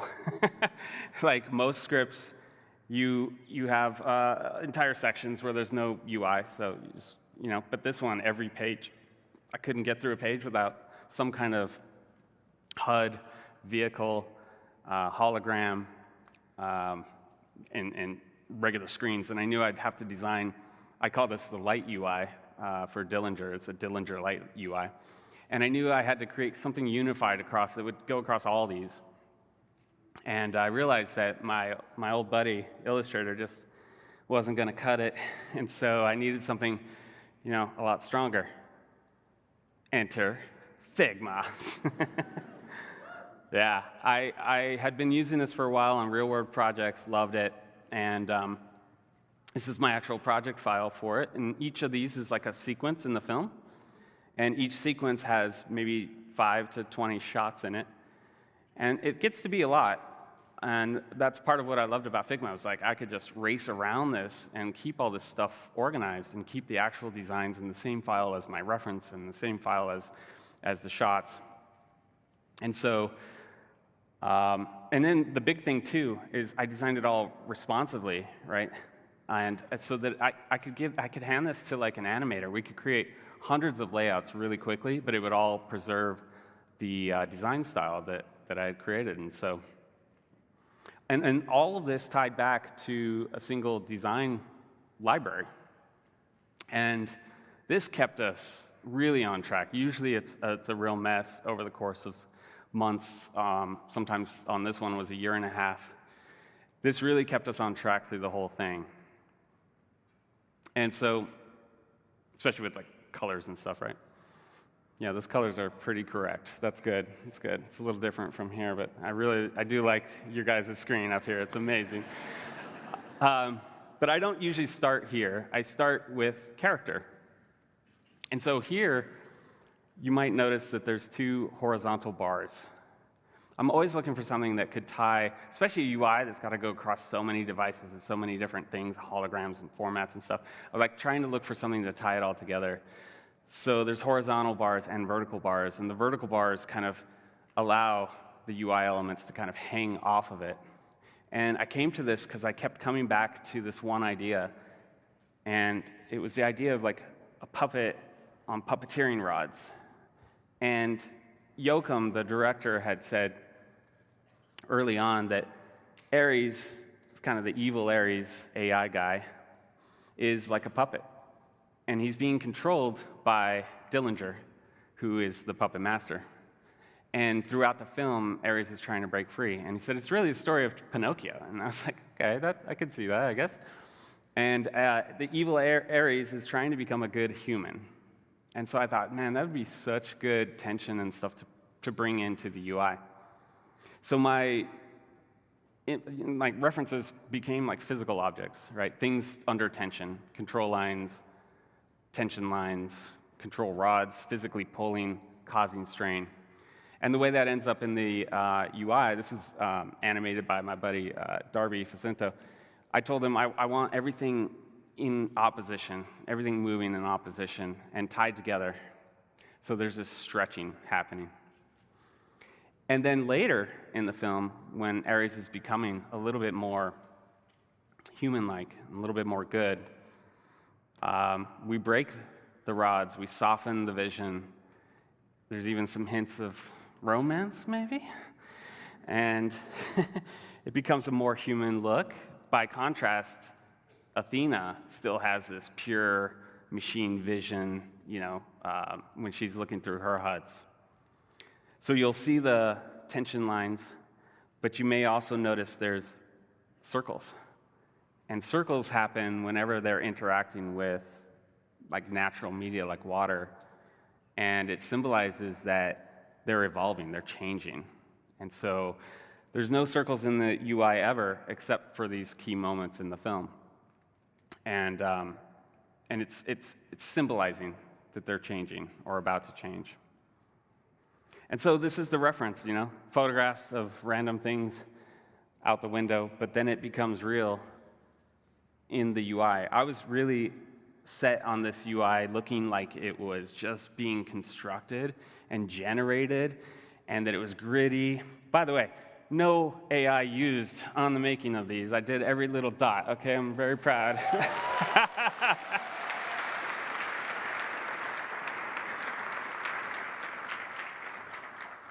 I'm excited about AI, though. Okay. But the AI is building these machines all throughout the film to kind of take over the world, and so that is conveyed in this. I'll also take photographs of like 3D shapes that I find really amazing, and that'll help me do these volumetric holograms where they can actually feel like they have weight. It just feels right for a UI, who would have known? And then this is Athena's recognizer, the big ship thing in the end. Her displays were kind of this cool shaped structure that was really, really fun to do. And if you notice, though, Yoakum wanted every time they were in the real world for the UIs to be really realistic. So I've referenced all the stuff that I learned on Top Gun and put that in here. So this ship has kind of like a blimp UI because I figured it's slow and menacing moving through the city. And it's also fighter jet displays for all of its weapon systems. So I'd like to end with just a few of the shots. There's about 20 shots out of 260 that I think we did. And it was all designed in Figma and composited and animated in After Effects.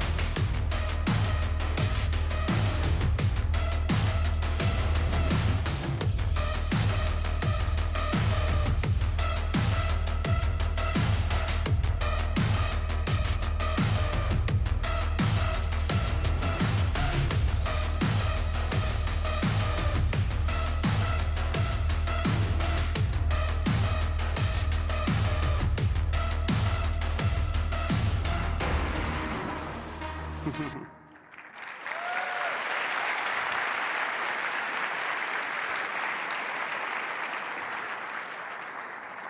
I don't have anything super, crazy to leave you with, but maybe it's this. And I think we used to have the problem of not enough data, Now we have the problem of way too much data. I've always found the kind of simple path to cut through that for humans is storytelling. So I would encourage you to maybe think of your users as that one person in the audience munching popcorn and ask, how could I make the story more clear for them? And how can I do it in a way that's fun and magical? I'm Jace. Thanks so much. Appreciate it.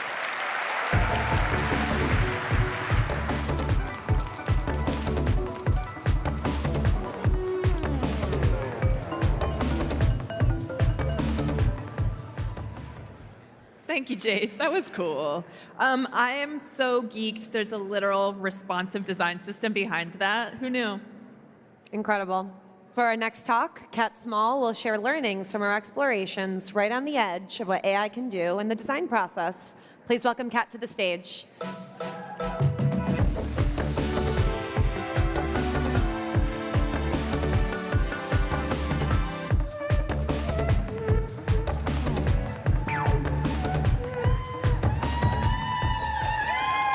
Hi, everybody.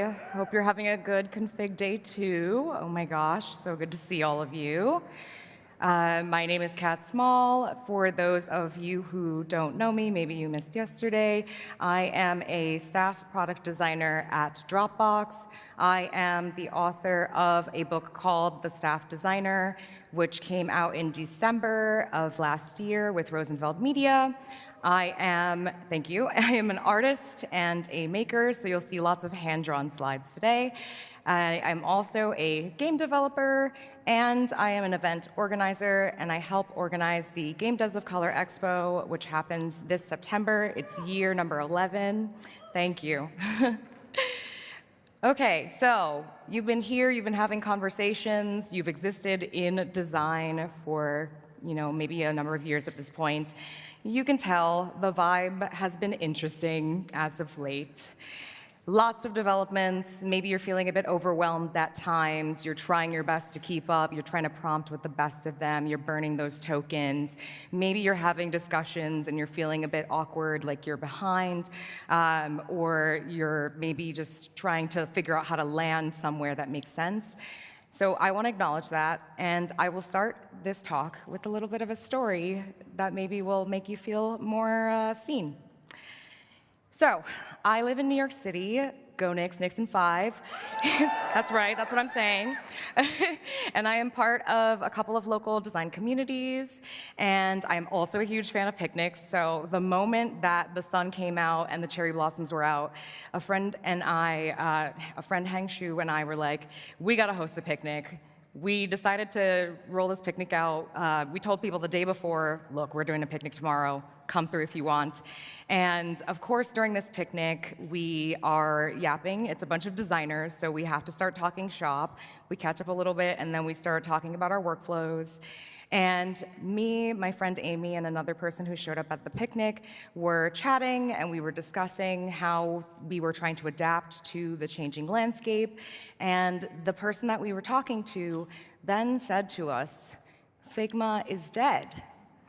And I'm like, ooh, okay, spicy, we love it. Tell me more. And so they were sharing some context about their own workflow. They let us know that they were working at a bit of a smaller startup and that they had found that it was, something that they maybe didn't need in their workflow. And I was like, sick, that's awesome. I'm happy for you, It sounds like you're in a 0-to-1 context. That makes a lot of sense. Hashtag move fast, break things, et cetera, be in those PRs. But for me, it was a little bit more complicated. I'm not able to really do that kind of work every single day because the problems that I work on often don't fit neatly into a prompt. And so what I have been doing recently is exploring to understand, what are the limits of where I can apply AI in my work. And I'm going to talk to you about that today. The big takeaway here is that I do find that AI can be really helpful for the work that I do, but that it has limits to that helpfulness. And so, I needed to explore and figure out where exactly in my own process those limits are. And that'll be what we talk about today. So I'm going to share 2 stories. I'm going to talk to you about a time when I found AI to be very helpful for my process of developing and shipping some work. And then I'm going to talk to you about a time where I found that it was actually subtracting from the work that I was doing and what I have learned from both of these cases. And this will be somewhat talking about the work that I do as a game developer, and it will be some talking about the work that I do as a product designer in my day job. So a little bit of each piece of myself will get to live in this talk. I'm an optimist, so I'm going to start with when it helped, of course. All right, so I recently tapped AI to help me make a game. I'll admit it, for anybody who's in game development in the room, I did this. This game is an experimental narrative game. It is about life, the choices that we make. It covers gender dynamics, social dynamics, and the hilarity of what I like to call work LARPing. And it's inspired by the Slack UI. So this is a screenshot from it. There's notifications that pop up at various points. You have to kind of swap between the different Slack instances and figure out how to balance all these parts of your life at the same time. I want to say that I know a lot about games at this point. I have been developing them for approximately 14 years at this point. So I do know how to program games, but I will be honest with you, I am a designer because I don't like programming. So I actually could have been a front-end engineer and decided, no, I'm going to go to the design side. I'm much more into that. It hurts my brain to program sometimes. As much as I am a logical person, I can be very hyper-logical. I will admit, I'm the first person to admit, I have cried out of frustration when trying to program at times. So I knew what I wanted to build, and I knew that I could sit down and I could fight the computer and figure out how to build it. But I was actually in the middle of taking a class while I was making this project, and that it was at a school. It was at a place called the School for Poetic Computation. And in a school setting, you have deadlines. So I said, I have 2 weeks to finish this game. I could spend that time fighting the computer and figuring out how to make the system and make it look exactly like Slack or similar to Slack. And at the same time, I have to write. I need to write a lot of things, and I ideally am focusing my time on that, because that's something that's unique for me, is the voice that I want to imbue in the characters in this game. And so I, in this case, decided, okay, I'm going to see what happens. I'm going to give AI the architecture. I'm going to say exactly what to use. I'm going to show it some references. And I'm going to tell it, I want to make it look like Slack. I want to use this exact framework which is called Yarn, which is a narrative framework. I want to make a web game that exports to HTML and JavaScript. And I need you to make the space for me to type all the content. And then I said, go for it. And so while it was doing that, I was actually sitting down by hand, mapping out all the characters I wanted to have in this game, and I was writing the content. And so, of course, I was, doing some of this by hand. I was doing some of this while typing, but essentially, I knew that this was the part that was really special and critical for this game to reach people. And the result was an experience that really pushed me, and it resonated with a lot of people. And one of the things that the people who played the game were really astounded by was the fact that I was able to write over 20 characters with distinct voices. And I also hand drew all 20 of their avatars as well. And a big reason that I could spend all of this time doing that is, again, because I retained a lot of my cognitive energy that otherwise I would have been using on building that architecture. So for me, as an indie developer, this was actually very, very helpful. I learned from this that AI is a powerful force multiplier. I really like what a friend of mine, Tom Takigayama, who is at JustWorks, Tom said that it's about being the driver, not the passenger, when you're working with AI. And this is something that he said to me while we were recording a podcast episode. I'm going to release some podcast episodes starting next week and for the next 8 weeks. This is one of the things that I'm talking about in all of them. How are you using AI? And I really liked this idea, and I felt like the work that I did here really underscored that. I essentially benefited from being the driver in this case, not the passenger. So that's one situation. Now let's talk about a situation when I felt challenged by using AI in my process, especially earlier in the process. So at Dropbox, I was asked to create a vision for a project that I was working on at that time. This was about maybe a couple months ago now. And Dropbox has over 700 million registered users worldwide. It has a complex design system. It's got nearly 20 years of product history.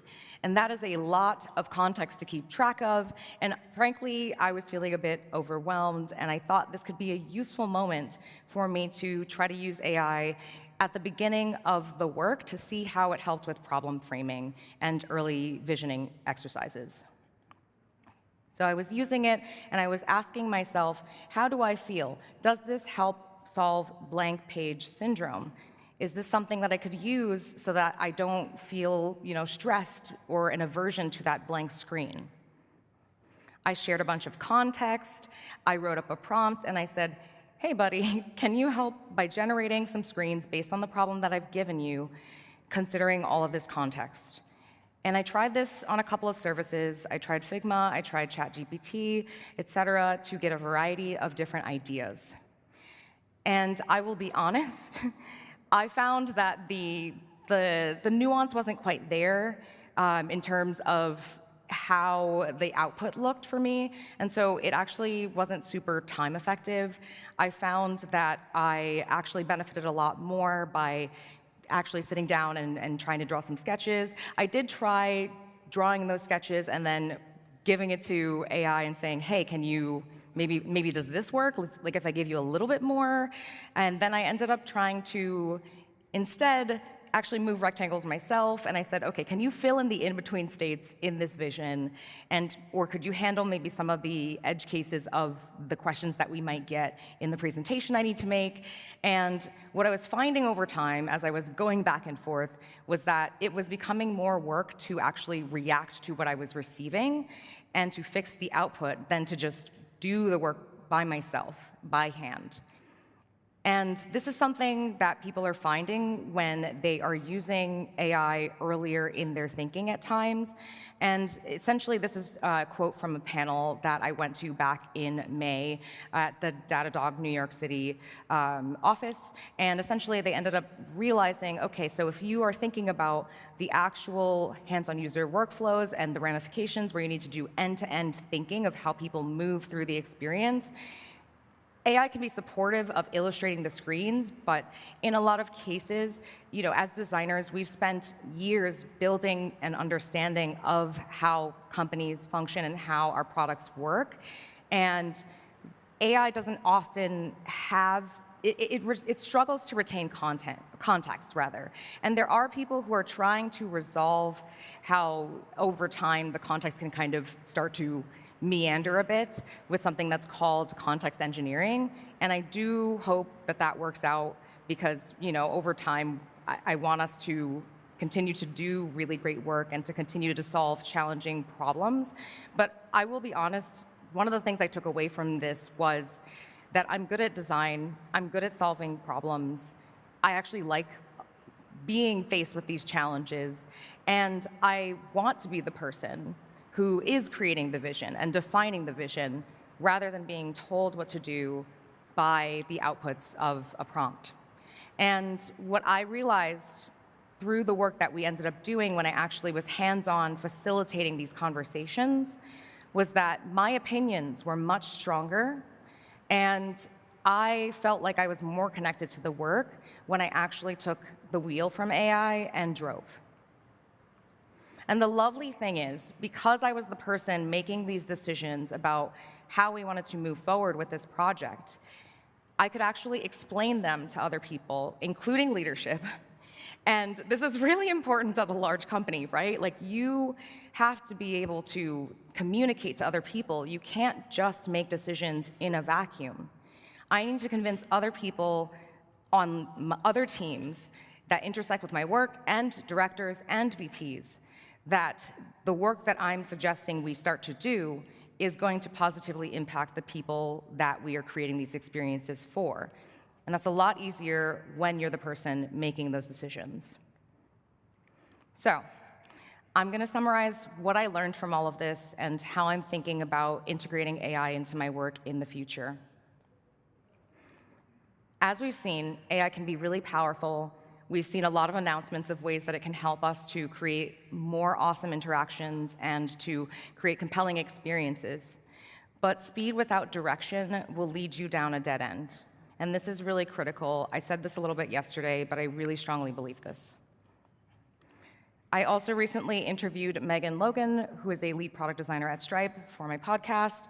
And Megan said that it's really, really common for people who start early with AI prototyping to get married to a particular solution very quickly.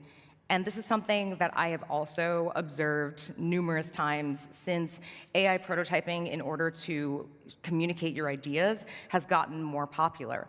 Essentially, you get really attached and you start running with it and you say, okay, this is the thing we're shipping. And what I've recognized is that I still want to do, and I still have to do, divergent and complex thinking, especially for the altitude of the solutions and the problems that I'm working at. And I'm down to do it with AI at certain points, and I'll explain that a little bit more. But overall, I need to be the person who is driving. So I always need to be the one defining the bounds and to make sure that I've deeply integrated the problem that the customers are facing into my own body. There we go.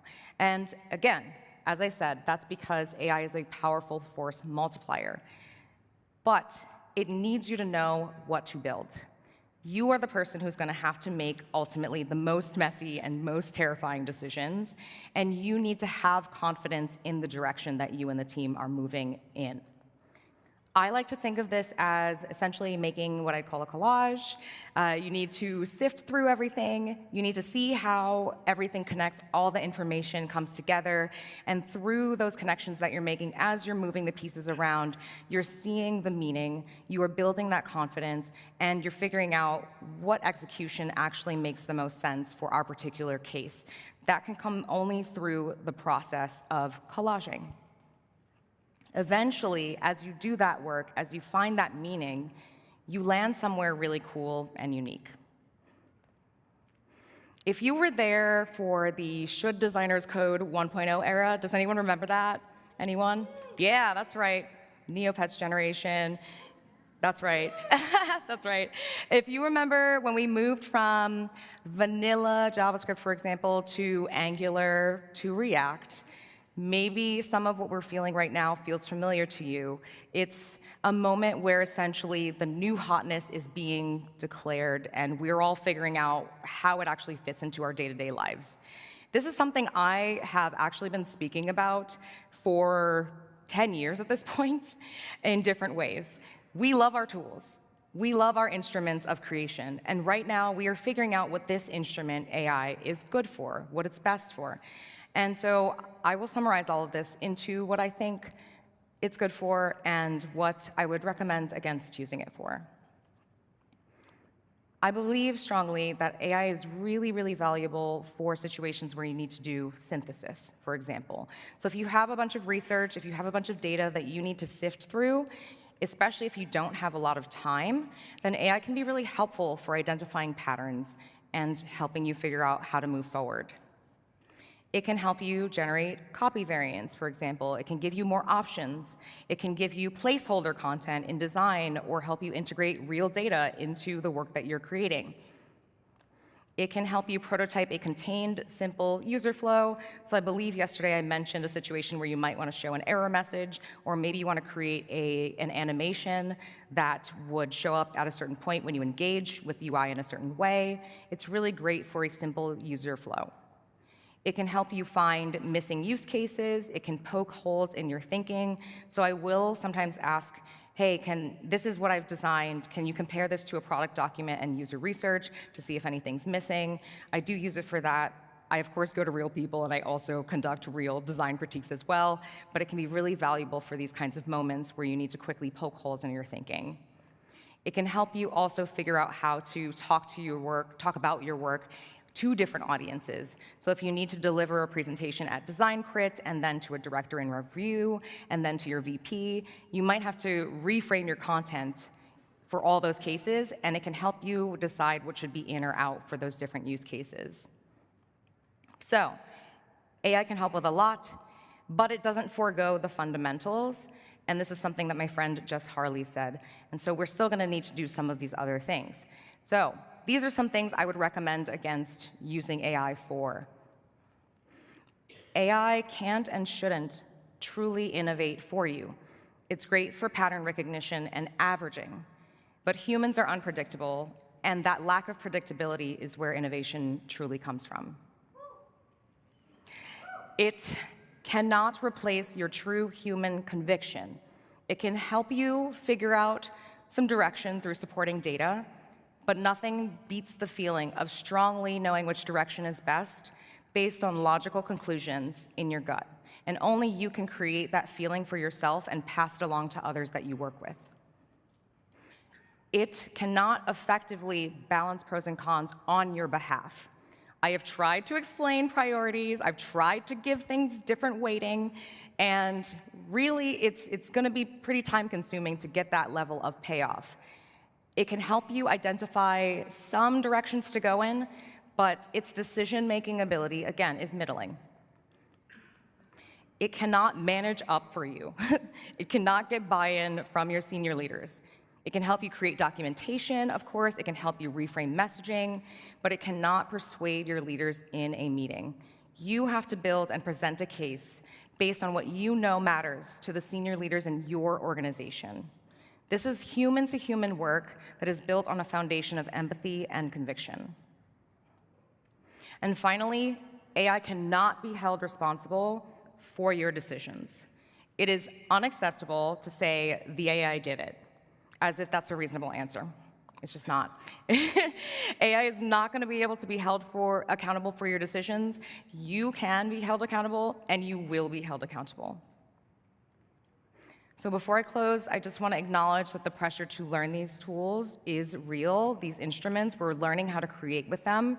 We are being pushed to figure out which of them and where we can fit them into our work. And at the same time, we need to think critically about where they help us and where they stall us, and how we can retain what makes the work interesting for us as well as designers. We need to figure out a working style that is most effective for us as people, not just efficient for the sake of businesses acquiring capital.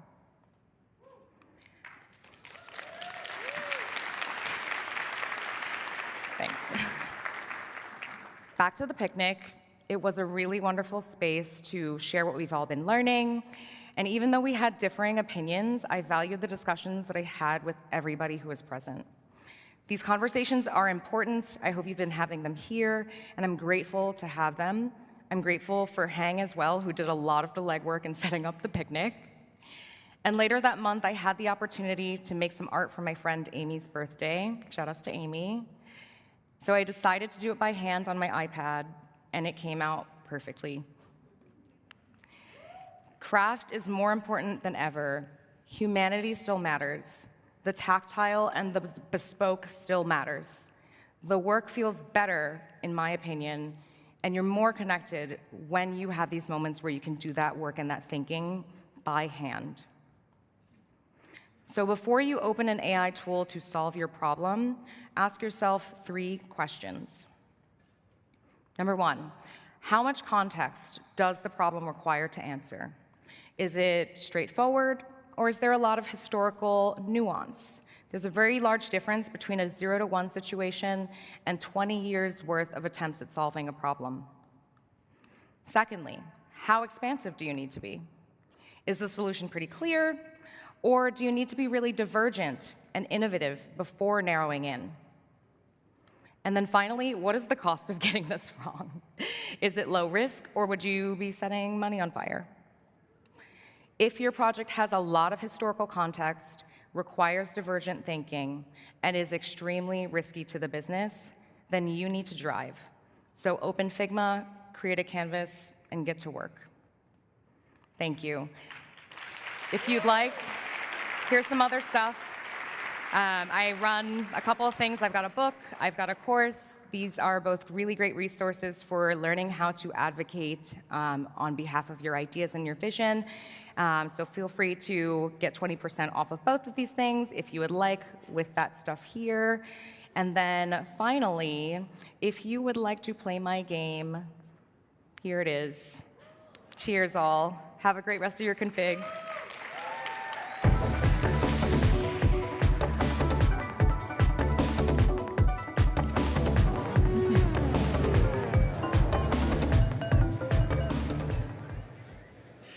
Thank you so much, Kat. I love hearing that humanity matters, and your hand-drawn animations made me smile.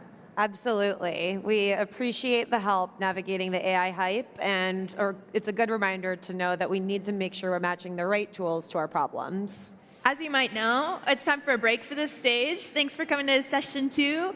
Session 3 is at 2:05, and we've got lots more great talks, so hope to see you then. Thanks. Enjoy your break.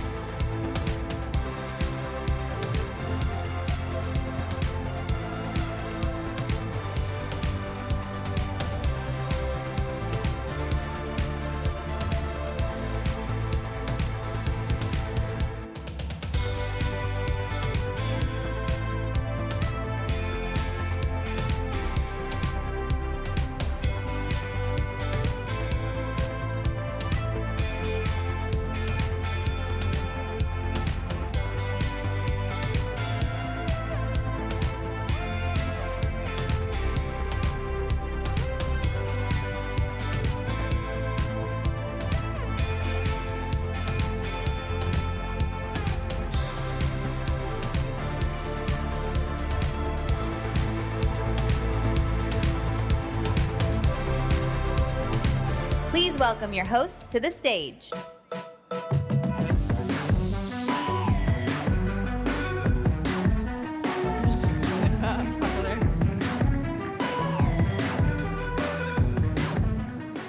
Well, hello.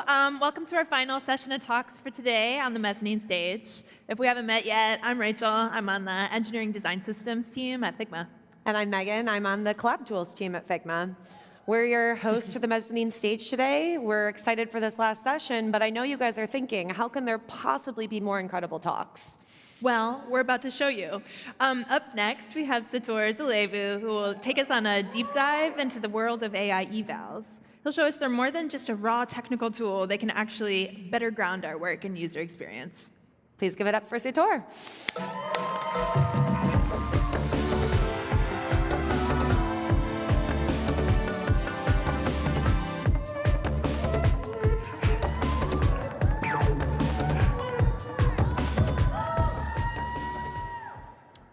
Hello, everyone. My name is Sator Zalevu. So before we get into the topic of AI and evals, I have a mini confession to make to you all. And that is, over the last 5 years, I've been cosplaying as a researcher. So truth be told, I always thought I would be a neurosurgeon growing up. But I quickly found out that I'm terribly afraid of both blood and needles. So I realized that that wouldn't be the best career path for me. And so this led me to ultimately decide to pivot away from healthcare into computer science, where I thought I'd be staying far away from medicine. But unfortunately for me, right before my undergrad graduation, my father suffered from a stroke. And I remember my world took a 180. And I think a lot back to how I felt in that moment, the uncertainty, the fear, and also the realizations of the complexities of healthcare and the patient recovery process. When I reflect back, I think about how that single moment really altered my trajectory. I decided to pivot back into healthcare, and I stayed as close as I could to medicine and dedicated both my master's and my dissertation on trying to figure out how we could use artificial intelligence to improve patient outcomes. And so it's from this experience that I've held on to this deep belief that families deserve access to high-quality care through technology.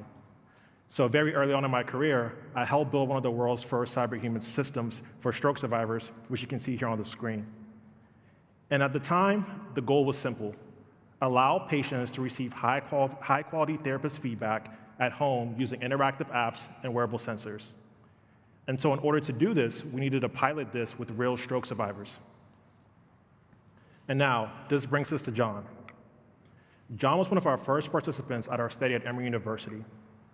John suffered from a mild stroke, which left his left arm weak, and he joined our study hoping for one thing: a glimpse of what getting his mobility back might feel like.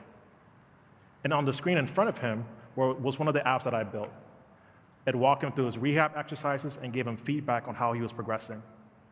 And during our pilot at Emory University, it kept telling him similar things. He's getting better, and his movements are improving. And John was thrilled by the type of feedback he was getting.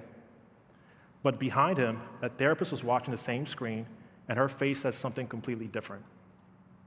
She saw what the system couldn't. John was overcompensating. He was extending his shoulders to make up for his weak arm. And the therapist catches that instantly, but our system didn't.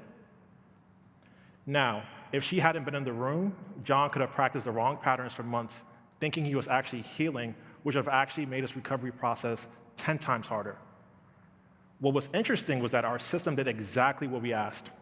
It measured movement, it tracked progress, it gave feedback, but it still almost sent a patient down the wrong path. And because of that, I think and I reflect, I never asked the one question that truly mattered. Did our definition of good match the therapist? When we look back, we see that our model was accurate. Technically, it passed all of our test cases, but it was also wrong. And ever since that study, we ultimately end up improving our system to drastically match the expectations of the therapist. And I've thought a lot about that gap between what we initially built and versus what John actually needed. And today it makes me wonder, how many AI products are out there right now that look accurate but aren't doing what people actually need? And how do we decide what AI should do, not just what it can? So fast forward now a little over a decade, and I'm still working on solving that core problem. Across my career, from Virginia Tech to Google to Meta, and now Figma, that exact same question keeps popping up in the form of AI evals. You guys still hear me?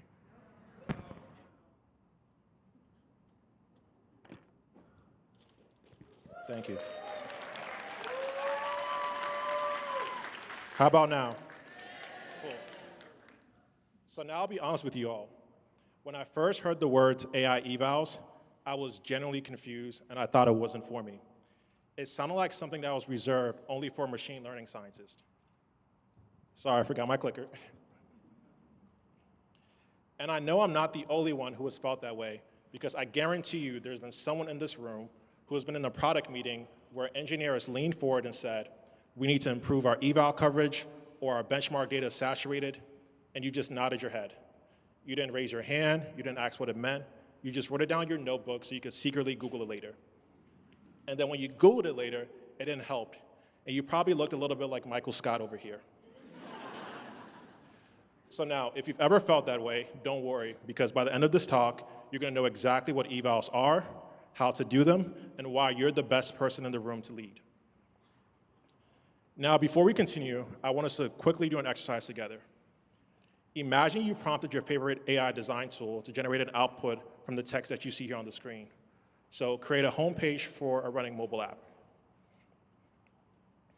Now imagine design X is your first output. Now imagine design Y is your second output. There are no right or wrong answers here, but raise your hand if you think design X is better. Now raise your hand if you think design Y is better. Look around the room. We're split. If I ask each of you to explain why you voted the way you did, every single person will give me a slightly different answer. And that's because we're human. Our unique backgrounds and life experiences impacts how we perceive quality. In the past, we might have looked at this room and said, we have a problem, nobody agrees. But in the world of AI development, that disagreement isn't the problem. That disagreement is the data. What we just did right there, that's the foundational spark of an eval. An eval simply means taking human disagreement, distilling into a shared measurable criteria, and using that criteria to systematically steer the product's output. That's it. So why does it feel so complicated sometimes? And I think that's because there are two myths that we've been telling ourselves that aren't true. The first myth is that evals are strictly an engineering problem. We assume that because engineers build the model, they must own the measurement and therefore the definition of good. But look what we just did. The hard part wasn't just about generating the output. The hard part was also evaluating whether the output was good and being able to articulate why. So now you might be thinking, okay, we define what good is once and we're done. But human expectations evolve.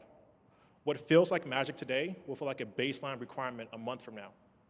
And because the human context is always constantly shifting, our definition of good must shift with it. When we look at historically how we've built products, it went through the process of ideate, visualize, build, and ship. And it worked because they were deterministic. However, with AI, that predictability has been shattered. You can enter the exact same prompt 3 times, and you're going to get 3 different outputs. And so because of this, our approach to how we evaluate and measure quality needs to shift. Now, building products is an evolving process to define what the product should become and how we can continuously steer it there in the direction that we want. Quality is no longer verified at the end. Quality is directed throughout. We now become the orchestrators. Our job sits between the model and the value it provides for people. And along this nonlinear journey, our decisions, what to prioritize, what to measure, and where the model needs to get better at directly determines what the product becomes. So now, how do we actually do this? I want to show you someone whose work over the last 20 years closely resembles AI evals. She just never called it that. Interwoven with these fabrics are a mesh of tiny sensors that monitor the baby's physical properties. Oh, Lord, what is he? What is he doing? Well, it's Mozart, Robert. Can you blame him? The important thing is that the student tracker anticipated the change and alerted you. Oh, no. Cookies. I gotta get cookies. You do not need cookies. As I learned quite painfully last night, any solution involving cookies will inevitably result in the demon baby. question imminent? What does that mean? It means fire, Robert, for which the suit has countermeasures. I suggest you extinguish the baby's flames before he trips the sprinkler system. The flaming... So, many of you have seen The Incredibles and have seen Edna before. But notice what she did when she was building the suit and working with Robert. She didn't start with a spec, she started with one question. And that question was, what does Jack Jack need? Then from this, she continuously built a suit that was adaptable.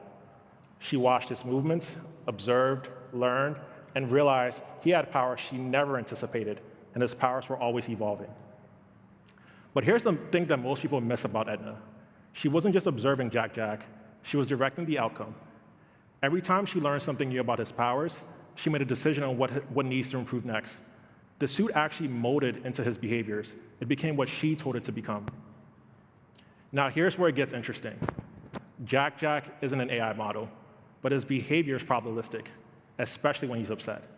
You can't predict what power you use, you can't write a spec for it, but somehow Edna was able to anticipate all of this and steer the suit and him in the direction that she wanted. We follow that same process when we think about how we evaluate successful AI products. We have to define intent, set success criteria, measure, learn, and repeat. And all of this happens continuously. You become the one directing the process. So where does this loop actually run? It happens across 3 layers: human, auto, and UX, which we have a unique ability to influence. Remember earlier when none of us could agree on which output was better? That's because we never set the criteria for what we defined as good. Without that criteria, everyone is guessing, which makes it very difficult to track. So now, here are 3 approaches that we can take to steer the model towards what actually provides value for people.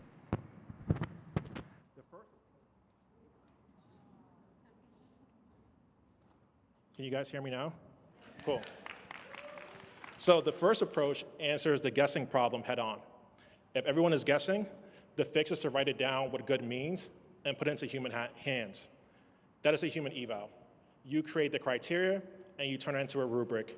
And then you hand that rubric over to expert graders whose job it is to look at the outputs and score them.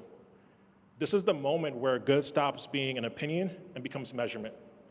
Human eval takes the shared criteria into numbers you can track, compare, and improve. The grader's score now becomes the ground truth for you and your team. But human evals has a limitation. Graders are expensive, and grading takes a lot of time. And so there's a limit to how we can effectively scale this. And so this brings us to our second approach, which is auto evals, using AI to grade AI. You take the rubric, the ones you have your graders calibrated on, and you teach an LLM how to apply it. So now you're no longer just scoring dozens of outputs quickly, you're now scoring thousands automatically. However, with auto evals, they're only as good as the human graders it learns from. So if your graders aren't calibrated, you're no longer scaling judgment, you're just scaling noise. So now this brings us to UX evals, and this is the third approach that aims to solve the blind spots for both human and auto evals. With human and auto evals, the graders score the outputs in a vacuum, and so do LLMs. But the people who use AI products don't live in a vacuum. They bring their own workflows, their context, and that context isn't always captured in human and auto evals. And this is where UX evals aims to fix that. You put the product in front of real users and watch them using their natural context to see how you can improve the model. Now, this might sound a lot like traditional research, and on the surface it is, but the core distinction is the gap it closes to how we actually improve model quality. The signal you get from real users feeds directly into model improvements. And now, when it comes to understanding these 3 layers and actually helping improve model quality, who has spent years tracking and emerging user needs over time? Who will spend their entire careers defining objective quality standards and translating human behavior into product signals? Researchers and designers, understanding user needs, defining what quality looks like, and measuring whether you're hitting the mark. This is an engineering bottleneck. This is core research and design. We aren't learning a new craft. We're simply applying our existing skill set into a new technical frontier. And so the question now becomes, how do we take our specific expertise and use it to shape the foundational model itself?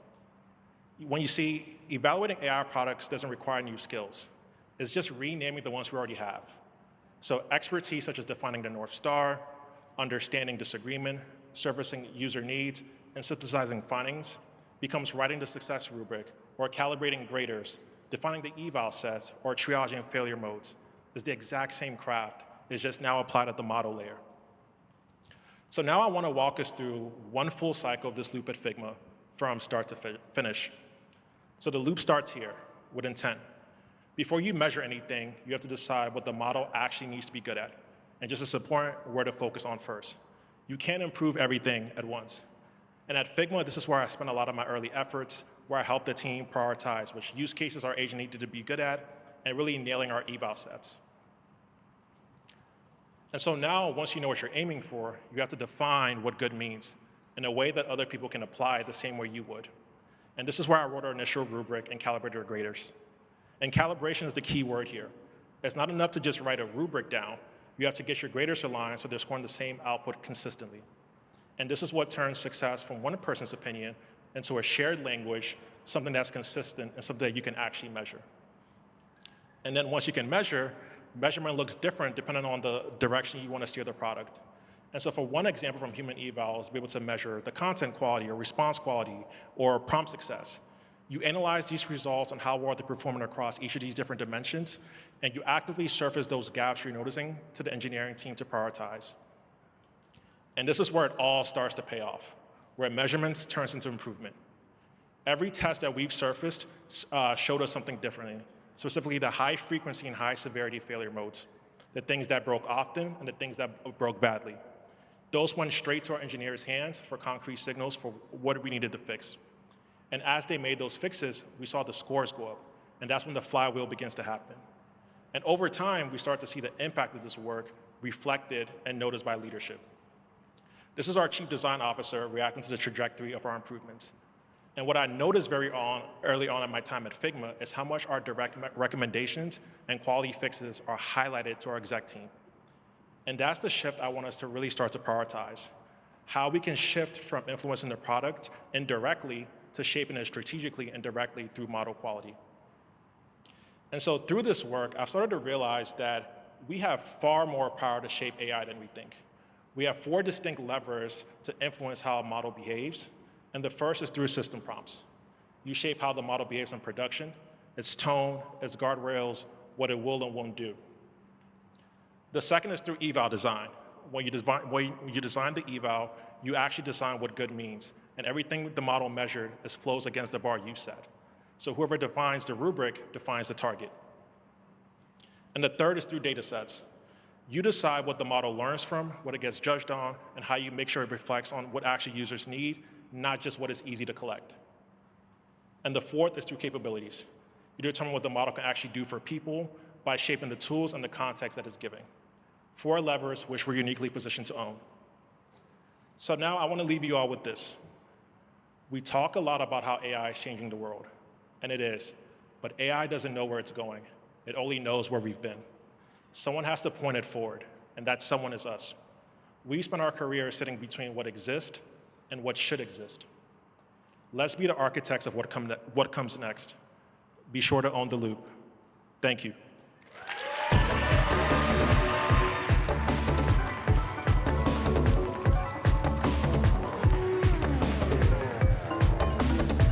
All right, let's hear it for Sator. Woo! Not only were your microphone handling skills impeccable, but you showed us how AI evals can create truly human-centered AI.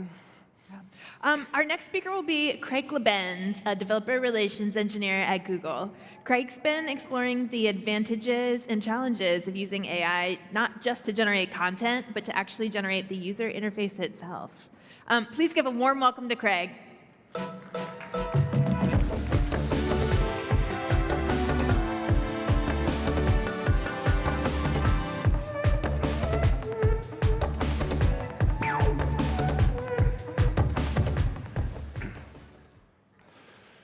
Hello, everyone, and welcome to Design for the Future of Apps. As they said, my name is Craig Lebenz, and I've been working in open source at Google for the last 7 years. And specifically within open source, I've been working on a thing called Flutter, which is a multi-platform UI toolkit designed by Google. But don't worry, we give away Flutter for free, so you have not accidentally stumbled your way into a timeshare sales pitch. But it turns out that Flutter is not the only thing that the Flutter team gives away for free. The other thing that we give away is coffee. So this harebrained scheme was called Gen Latte, and I personally spent my spring building out this demo. And we stood it up twice, once at Google's big cloud event in Las Vegas, Google Cloud Next, and then again at Google I/O in Mountain View just this past May. And Gen Latte's idea is pretty simple. We wanted users to be able to work with Gemini and Nano Banana to create an image of their personal happy place.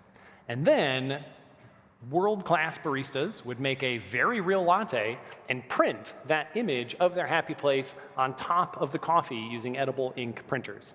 So here is somebody's happy place, adorably with their dog, probably on a hike or some such. And here was my happy place at the I/O version of this, celebrating what at that time was a margarita. So you could see where my head was at after a long day at the conference. Now, Gen Latte was so named not just because it had generative AI, which of course it did, it was contractually obligated to, it's 2026, but also because it had another thing in it altogether called Gen UI, standing for Generative User Interface. But before we can understand how Gen UI factored into Gen Latte, we must first understand Gen Latte itself. So the ordering flow was as follows. You'd start it out, you give it your name, you configure the drink, you tell the baristas how you want this thing to taste, and then you enter your happy place. And this would just be whatever the first thing that came to mind was. A lot of people would put, on a hike with my family. And then Nano Banana would get to work, and it would create a batch of images representing that place.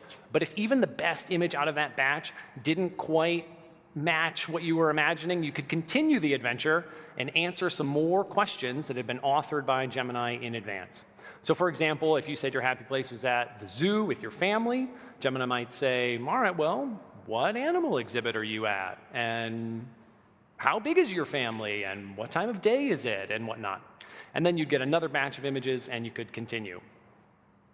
And this is where Gen UI came into play, because you can see that these questions do not all require the same user interface to help users answer them. There's multiple choice questions here. There's also different kinds of sliders. There were open-ended questions that were best served by just a text box.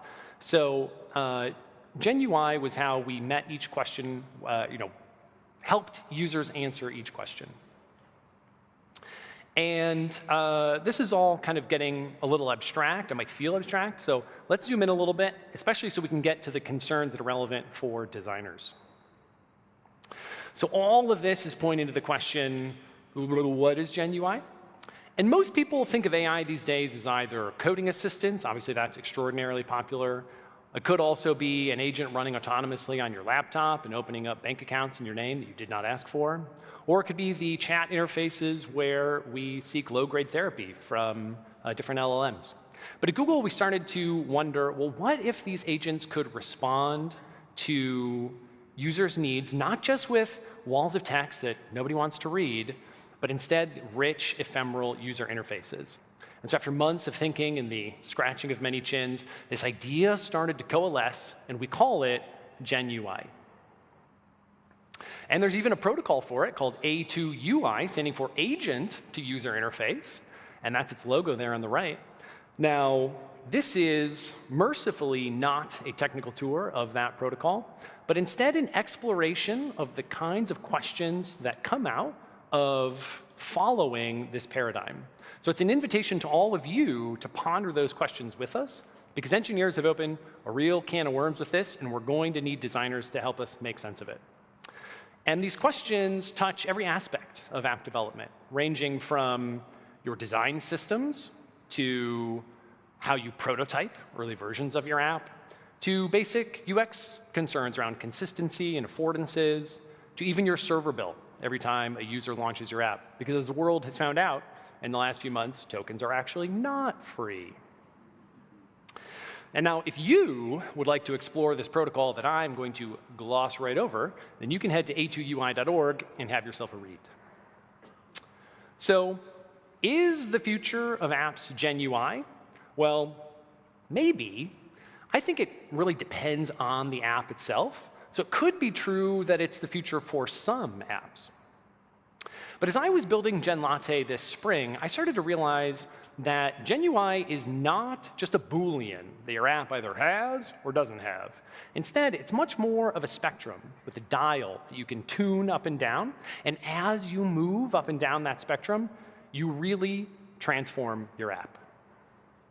So to grasp this spectrum, I'm going to propose to us a 4-tiers system of Gen UI adoption. And you could, of course, imagine a totally different number of tiers. There's a continuum between each of these tiers.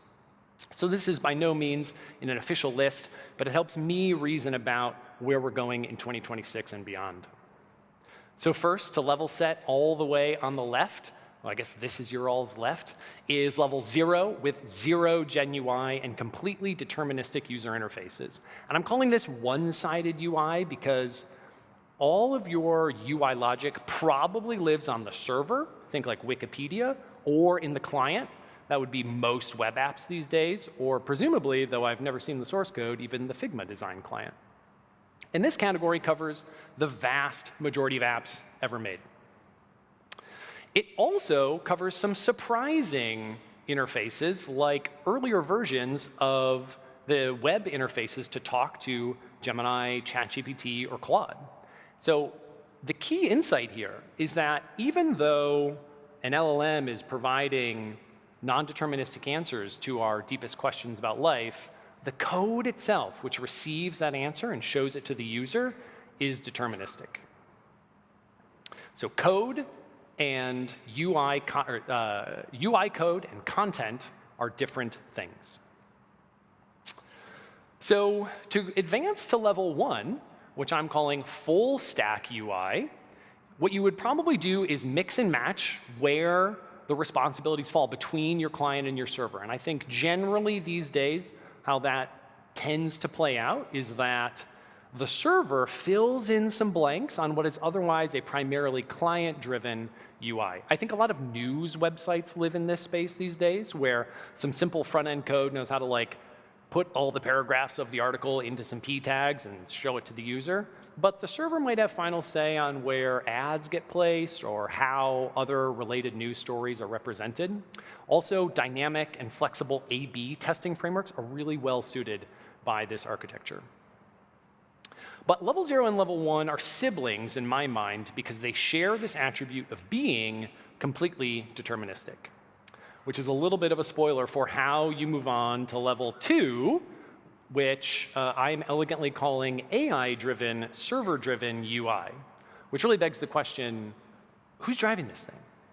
But what you do at this level is you start to sprinkle in some AI magic into the server part of your already split UI responsibilities. So you've got ChatGPT, Claude, Gemini, et cetera, helping you work out what to show the user in real time. And to me, this is when you actually finally start to enter Gen UI land, because your UI is no longer deterministic.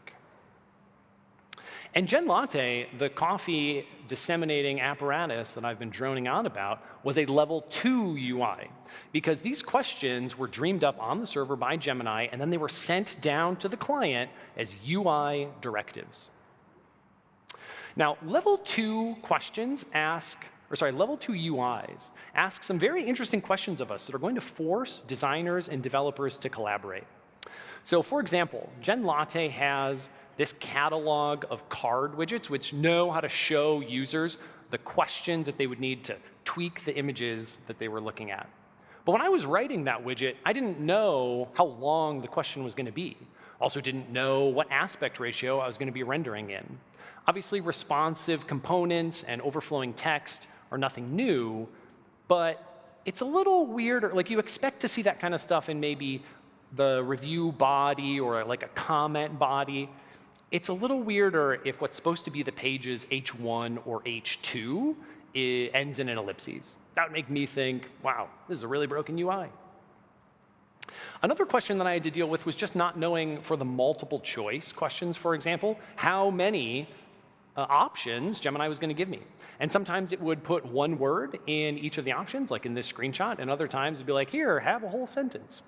So how do we fit all of this dynamic content into the available space that we have? Well, for Gen Latte, I had to lay out on a sort of like shadow canvas in advance all the text and measure every single pixel that was consumed by those letters. And for the buttons of multiple choice questions, I even had to count the padding within the button and the border thickness itself and figure out when they were going to line wrap. And then I would tweak the font sizes until everything fit. And that worked insofar as it got rid of the surprising ellipses, but it came at great cost. It came at the cost of great complexity within that component. And also sometimes I would have surprisingly sized text. So did I create the best possible UX for users of this demo?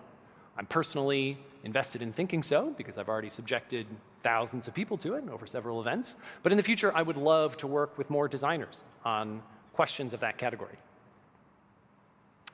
Now, to get to level 3, there's a couple more dials that you need to turn, and we're going to talk about those. But if you make it all the way to the end, and you become a Gen UI maximalist, things ultimately end up becoming something of an AI take-the-wheel situation. And there's 2 primary differences between level 2 and level 3. The first one is that the further you go toward level 3, the more control over and the more freedom over your UI you are probably delegating to your AI agent. So you might literally say, here's our design system, here's our grid rules, and here's the user and what we think they're trying to do. Go crazy. And you can see how that's a categorically different beast than a full level 2 situation where the AI has just kind of targeted control over a limited space of your user interface. You might also, this is the second thing, you might also, as you go further toward level 3, ultimately end up delegating the complete application state to the AI agent. And what this can mean is that when you click a button, when your user clicks a button in your interface, there might not be any local code that you run immediately to favorite the item or submit the form or whatever that button does. No, instead, a couple hundred milliseconds ago, when the AI agent decided that this UI needed a button there, it already paired it with a server-side action, probably like a tool call, if you're familiar with those. And then your application on the front end just says, well, hello again, Mr. or Mrs. AI man. Remember that button that you gave me in the UI? Well, the user clicked it, so have fun. And then it's the AI's job to figure out how this application state changes and what happens next. Maybe that's just a local UI update or a full navigation event. So I've been going on about, again, Gen Latte. But the Flutter team this spring also made a level 3 demo. So this is called Hatcha. And it's a party planning app where Gemini plays a sort of improvised game of 20 questions with users until it acquires all the information it needs to fully have a pitch deck for this event that you want to throw. And both aspects of the both distinct aspects of level 3 UIs were in play here, both the full delegation of UI composition and the delegation of the AI's internal state. Because how could I, as someone working on Hatcha in advance, know exactly what would be required to represent the event that you want to throw? You're going to be asked 20 unpredictable questions to figure out what this is going to look like. So as the Hatcha UI plays here, just like level 2 had its own questions that it forced upon us, level 3 user interfaces or Gen UI interfaces also ask some hard questions of designers and developers. So, and I think these primarily orbit around kind of information hierarchy and UX consistency. So to explore that some more, you can think about the level of UI granularity that you give to your AI agent. So on the left there is a coarse-grained catalog where you're passing the AI kind of high-level, self-aware, intelligent UI components. And that is more of a level 2 style And that has the strength of affording your users more UX consistency, more predictability, but of course at the cost of unbounded creativity in what UIs you can show. And the reason, of course, that you get that higher consistency and predictability is that those components can bake into themselves knowledge of what's going on. They can have error and success affordances.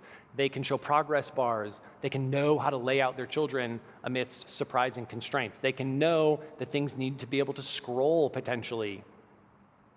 And then if you flip all of those details, you see a finer grain widget catalog. So this would be where you, like I was saying earlier, give your AI agent just your design system. These are our buttons. This is how we render text. These are our containers. This is a list. This is a grid. Like, have fun.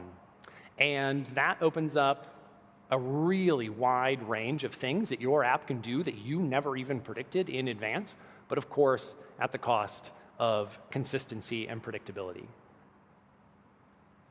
Now, Level 3 Gen UI is not all craziness with no upside. Imagine a scenario where you keep some tallies of user actions that people take in your app amidst all of the actions that they could have taken. And then you bundle that information into a request that you send to an LLM when it's time to generate a new interface for a user. Well, it could notice that some poor user keeps following a journey that stretches through 4 screens. And then it could compose on the fly a new screen that just has everything that person needs. And now if that user is still successful in their quest here, you could actually cache that output of the A2 UI protocol and save on the token cost the next time that user shows up. So zooming out a little bit, regardless of your Gen UI tier, I think you can think of each screen in your app as a touch point where your client and your server come together and say, OK, we've got this user here. What are they trying to do? What should we show them? Where are they within this page? OK, they just took an action. Now what do we do? And the more of those questions that you delegate to an AI agent at runtime, the deeper you've gone into Gen UI land. So Gen UI is here, which means that if Gen UI is the future of some apps, it would follow that the future of some apps is also here. Now, the chaos of these non-deterministic UIs is both exciting and kind of scary. Right now, in its final form, by which I mean level 3 on this spectrum that I just totally made up, this implies turning almost everything into a network request. And they're slower than old world network requests we're used to, because an LLM has to think about stuff, and you have to pay the tokens for all of those things. But those downsides are not going to last forever, because Gemma 4, Google's premier on-device model, can already drive Gen UI experiences on a powerful laptop. So unless something plateaus really soon, that's going to be running comfortably on phones in just a few years. And that is going to mitigate a lot of those downsides and possibly open up Gen UI to becoming a much more realistic and appropriate option for a wider array of apps. And who knows, maybe one day you will be working on just such an app. Thanks so much.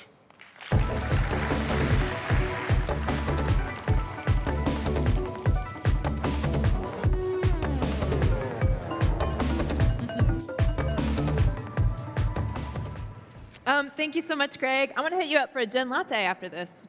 I could take 2 Gen Lattes. Our next speaker, Chris Warner, will take us inside a brand redesign at Plaid, covering everything from the history of graphic design and finance to some new cutting-edge possibilities with AI. Please help me welcome Chris to the stage. Woo!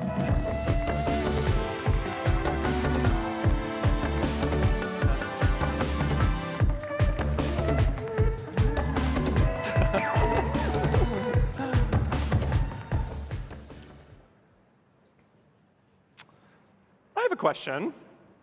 How does this image make you feel? Excited? Hopeful? Maybe we're trying to manifest some of this in our future? Or maybe it makes you feel a little stressed, a little anxious. Maybe this has been weighing on your mind lately. Sorry, trigger warning.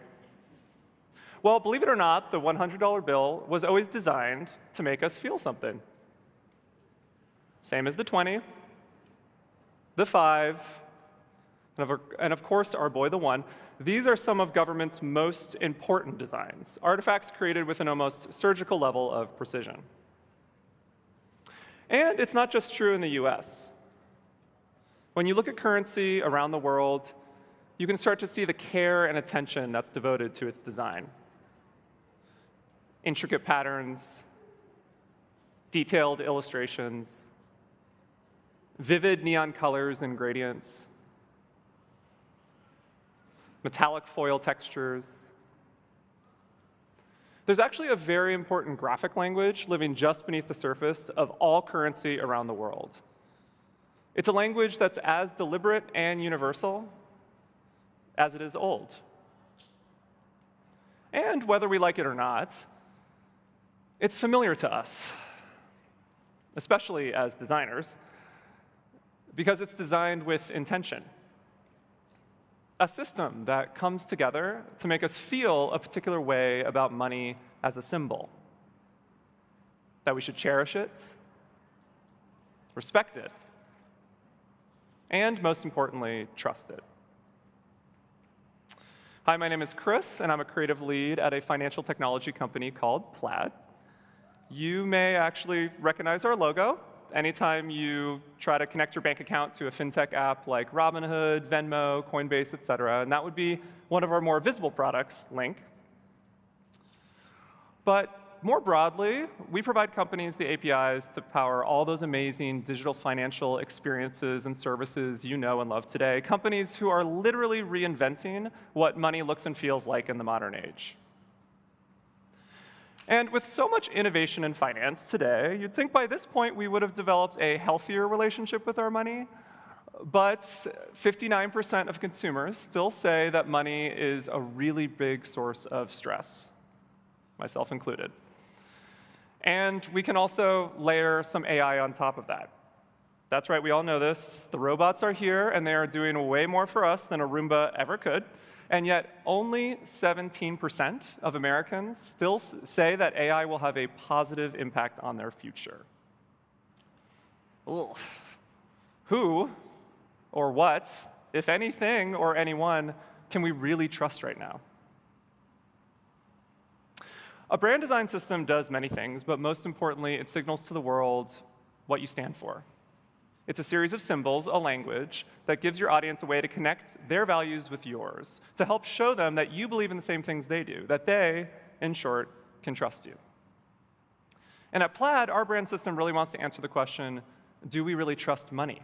After all, it doesn't look the same as it did 100 years ago, 50 years ago, or even last week. And like many of you in the age of AI, we've found ourselves looking towards some new tools that kind of scare us to experiment, tinker, and evolve our brand. Which begs the question, how do you build trust using tools you might barely trust yourself?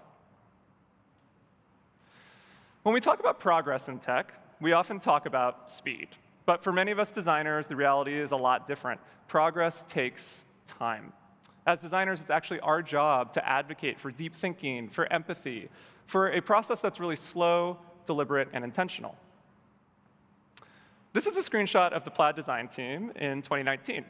And this is actually where we first began our weekly crits, where we met in person every week as a small group, had a beer, printed out work, and just talked about where we wanted to take Plaid next. This is what that process kind of looks like today. And this might be familiar to a lot of you. At Plaid, we design very much in the open, saving all of our ideas across pages and pages of FigJam files, which we'll sometimes rifle through whenever we need inspiration. And these digital archives have become for us a living, breathing well of weird ideas. And so when Plaid embarked on its first major rebrand and tasked us with doing it all in-house, we started to look for inspiration here, which led us on a year-long journey of experimentation, a different way of branding that encouraged us to discover what the brand needed rather than define it right from the beginning. And that journey really began with this image, an idea tucked in a fig jam from some strange corner of Plaid's past, meant for another project entirely. You might recognize these patterns. Gouache patterns are those intricate, repetitive webs of interlacing lines found on the borders and backgrounds of paper currency all around the world. And the patterns were first created on luxury items like snuff boxes and watches using ornamental lathes. In the 1820s, this technology, specifically the Rose engine, which you see on the left there, was applied to banknote printing to create complex rosettes and borders that were really, really difficult to replicate by hand. Now, historically, gouache served as this sort of visual algorithm that protected currency from forgery. Because the patterns were generated by specific mechanical settings, reproducing the exact same design with a different machine was virtually impossible. And today, while no longer the primary defense against advanced counterfeiting, gouache still provides instant integrity. The public has come to associate these complex designs with authenticity, with trust. Now, unlike traditional gouache, Plaid's patterns are a little more immersive and dynamic. They shimmer with iridescence, they guide our users through flows, they frame, they elevate, they interact, and we procedurally generate many of them so that every pattern is unique. And of course, AI is sometimes used to generate concepts or scale our patterns, and we've even built tools that allow anyone to make their own gouache, adjust the size and spacing, the color, the stroke weight. And since then, we've made patterns that ripple and bend, flatten and link, expand and contract. They've become a metaphor for our financial network, something that is always evolving and changing. And of course, none of this would have been possible if we didn't use AI and a little vibe coding to test, build, refine, and repeat, to scale our idea from a single image buried in a Figma file. Slowness, detail, repetition. It's not always the asset that creates trust, but how it's made. And this became sort of the theme of our new system, inspiring an illustration technique that was sort of sitting right in front of us. Woodcut is a printing technique where images are carved onto a wooden block and then inked and pressed. In fact, the world's first paper money in China utilized woodblock prints, which featured these intricate forgery-proof patterns along the edge. By the 18th century, American engravers began experimenting with copper plates, which allowed for even finer detail than woodblocks, eventually transitioning to steel engraving in the 19th century. This complex and really detailed illustration style has become synonymous in the modern eye with sophistication and legacy, and most importantly, trust. We don't see this old school style used a lot in our industry because it's complicated, dense, and costly to create. You may be sensing a theme here, right? Trust and time often go hand in hand. We decided to enlist the help of an artist, Tatiana Tricos, who could replicate this style by hand.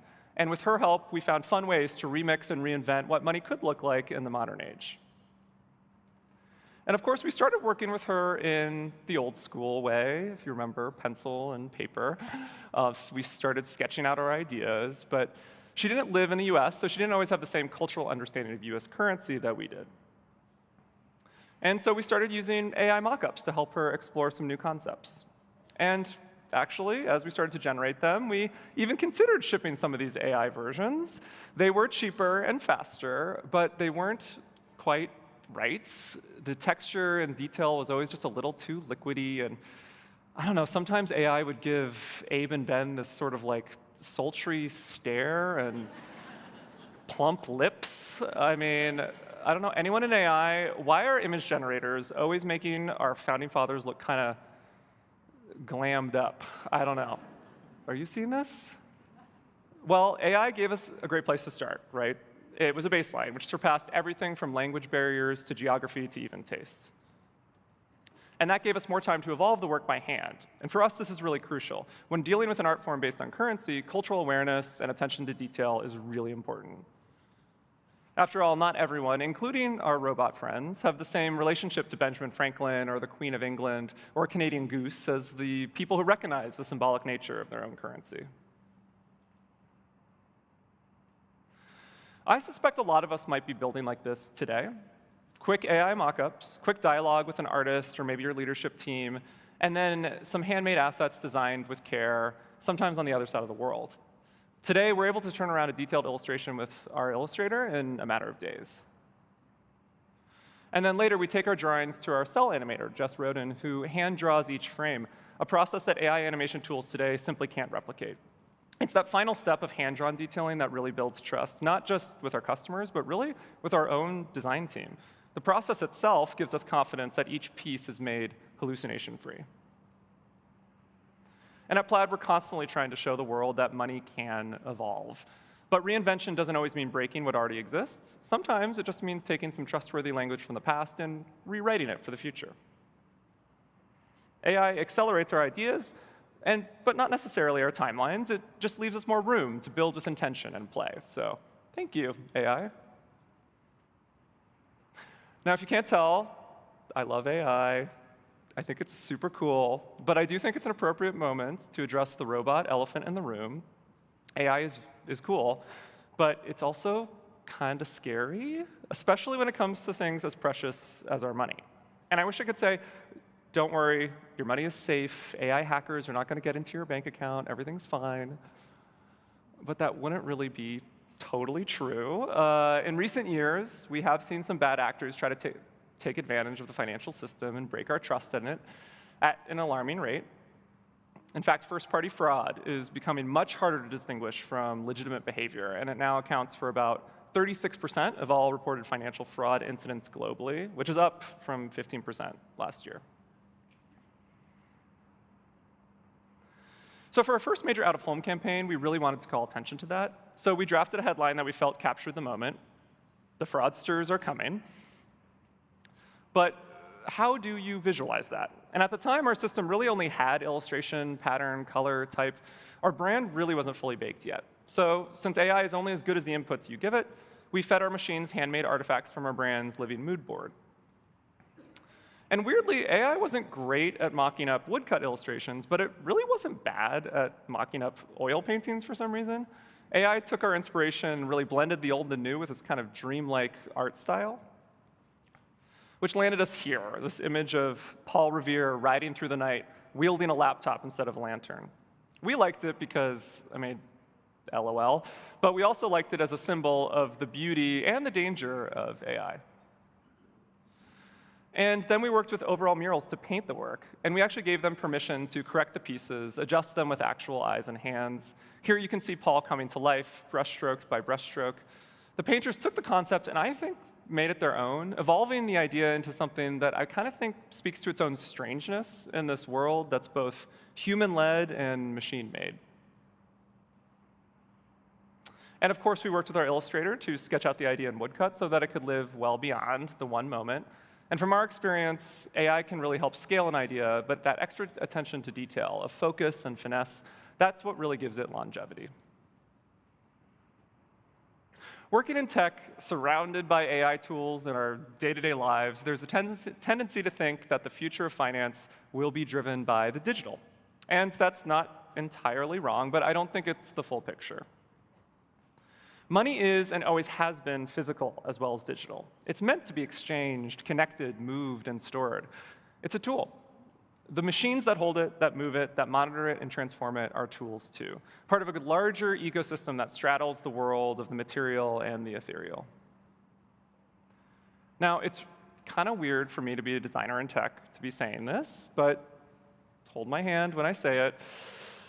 I don't know if I really love being online right now. AI this, AI that, we're always behind, we're always too slow. It's just a little exhausting on there. And as much as we love to build and digest software, I think, at least some of us, we all crave a little bit more now than ever, this feeling of connection and conversation. One of the few things we can trust is that meeting face-to-face is really different from meeting online. And that trust happens much faster when we look each other in the eyes and say, hello. Even here at Config, I have to wonder if the reason we're all in this room right now is to remind ourselves on a very human level that we need this. We need to talk to each other. Our in-person events over at Plaid have sharply increased over the past few years, correlated, I believe, at least in part, due to some digital fatigue. In fact, the resources we put behind events has basically tripled or more in one short year. Isn't it interesting that despite the technical revolution of AI, we're investing more in meeting in person than ever before? And now designing physical spaces is really hard. And if you've done it, you know, so shout out to the config team. I won't bore you with yet another AI demo, but you get it. AI is really good at simulating space. And we use image generators, Claude Code, Figma, and countless other tools to imagine, adjust, refine, and render a look well before we have the opportunity to pick up a yardstick. And blending AI mockups with historical references lets us explore worlds we never thought possible, and then pitch those ideas to agencies and production houses who specialize in that type of design. Take Plaid's keynote conference, for example, which took place in New York last month. AI let us go wide and pitch something kind of bold, illuminating the Cipriani building in Wall Street entirely with this dark mode aesthetic, reminiscent of black lights and security strips. And what we ended up constructing in the real world was pretty close to what we dreamed up using AI. And in my opinion, this is where AI can really thrive, generating these wild ideas that give us some permission to embrace really complex physical builds. Our experiential brand quite often inspires our digital brand and our design system, not the other way around. And that's intentional. We hope that no matter where you see our brand, the colors, the materials, the shape of that system reflect our true values, that we want to connect with you, have a conversation, that we need to trust each other if we're going to rebuild trust in finance itself. We're being told time and time again that AI will replace people, that doing things by hand will die, that we're addicted to everything made of pixels, and our industry would be quite happy if we never left the boundaries of our phones. But then I see companies like ours investing even more in physical space and watching how our customers run to the opportunity to connect, not necessarily to Plaid, but to each other. And I have to wonder what's really happening. Earlier this year, we did another experiment. We took over a coffee shop in New York called Fellini as part of a campaign highlighting our favorite customers. And we only had a few days to put the pop-up together, but of course, with the help of AI, the idea materialized at rapid speed, turning some of our hallucinations into some hard signage. And of course, it wasn't fancy, but AI did give our creative team permission to test out our brand voice in kind of a unique way. We even brought Benjamin Franklin to life, who put his woodblock printing skills to use with a modern heat press machine, hot off the press-on with Ben, which, I mean, adorable. The coffee shop was small, way smaller than Cipriani, but people crowded into tables, waited in line for swag, chatted on the street. It was designed to connect with our customers, to get off our devices and chat about the problems we're all facing as we try to build a better financial system. I show this smaller example for a reason. How we show up, big or small, does make a difference. We design physical spaces to remember and connect, to see each other face to face. Even if it's just to make someone smile, I think connection and community are going to be some of the most valuable pieces of currency we have as we enter this crazy, crazy new world. There are a lot of headlines floating around right now that are quite frankly news to me. Design is dead. Oh, I'm sorry, I didn't realize. As if design has taken on some terminal illness and we're all supposed to watch from the sidelines as she wastes away in her bedchamber. And it's not just our industry. There's a lot of fear brewing, a lot of generalized anxiety that today or tomorrow, AI is going to Thanos snap our jobs out of existence. And for some of us who've been in the design industry for more than a minute, this isn't new to us. We've heard it before. You're not good enough. You're not smart enough. You're not creative enough. You're not fast enough. And pretty soon, your career as you know it will go poof. And maybe for some of us in the room right now, especially the younger generation of designers just coming up, maybe it feels like it already has. Has that ever stopped us before? When have we ever stopped making stuff? I don't think the future is that black and white. At least at Plaid, we're lucky to partner with a swarm of agencies and artists around the world, animators and musicians and painters and actors and writers that we never would have worked with if we didn't have AI to move quickly and bridge gaps in language and culture. This is just a small list of some of the ones featured in this presentation alone, but needless to say, I've worked with more creatives in the past few years than I have in the entirety of my career. Our illustrator lives in Europe. Our typographer lives in Tokyo. We've partnered with photography teams in Brazil and event designers in Australia, and the list goes on and on.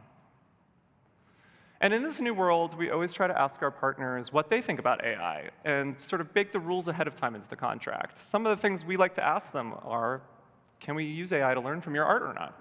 Can we concept with AI? Do you concept with AI?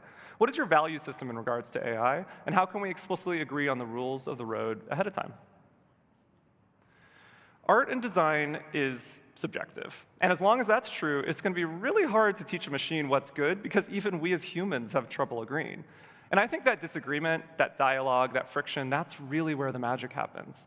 Whether we're discussing a new tool with our agency or playing around with a new art style or pitching something kind of wild to our C-suite, the tools help us experiment quickly and think deeply all at once. Now, let's be clear. I don't love design tools. I really love what they let me do. And as the tools evolve, so will our designs. And I think that's kind of exciting, but also a little scary. And that's OK, too. We didn't choose this profession to play it safe. Because AI really is only as trustworthy as the trust you put in it. And your trust is more valuable than currency. So when you give it away, I invite you to ask yourself, what do you know to be true? Who or what can give you the right answer? Where can you be inspired? Sometimes it's a tool, or an artist, or something from the past, something you never expected right in front of you, on your screen, in your pocket, hidden in conversation with someone unexpected. Sometimes it's nothing at all, but rediscovering the joy of experimentation, of play. It might be as simple as trusting the right tools for the right designs for your team, your audience, and most importantly, yourself. After all, the future has always been machine-made, but human-led. For us at Plaid, AI is a paintbrush, not a painting. The tool was never the craft.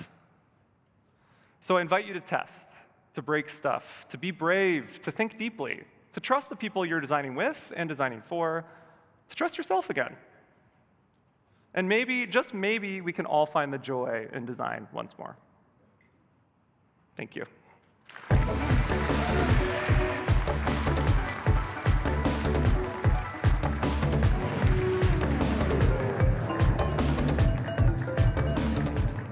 Thank you, Chris, for reminding us that every design choice is ultimately a human choice, even when powered by AI. And thank you for that brilliant image of Benjamin Franklin flashing a peace sign. I'm never going to see him the same way again.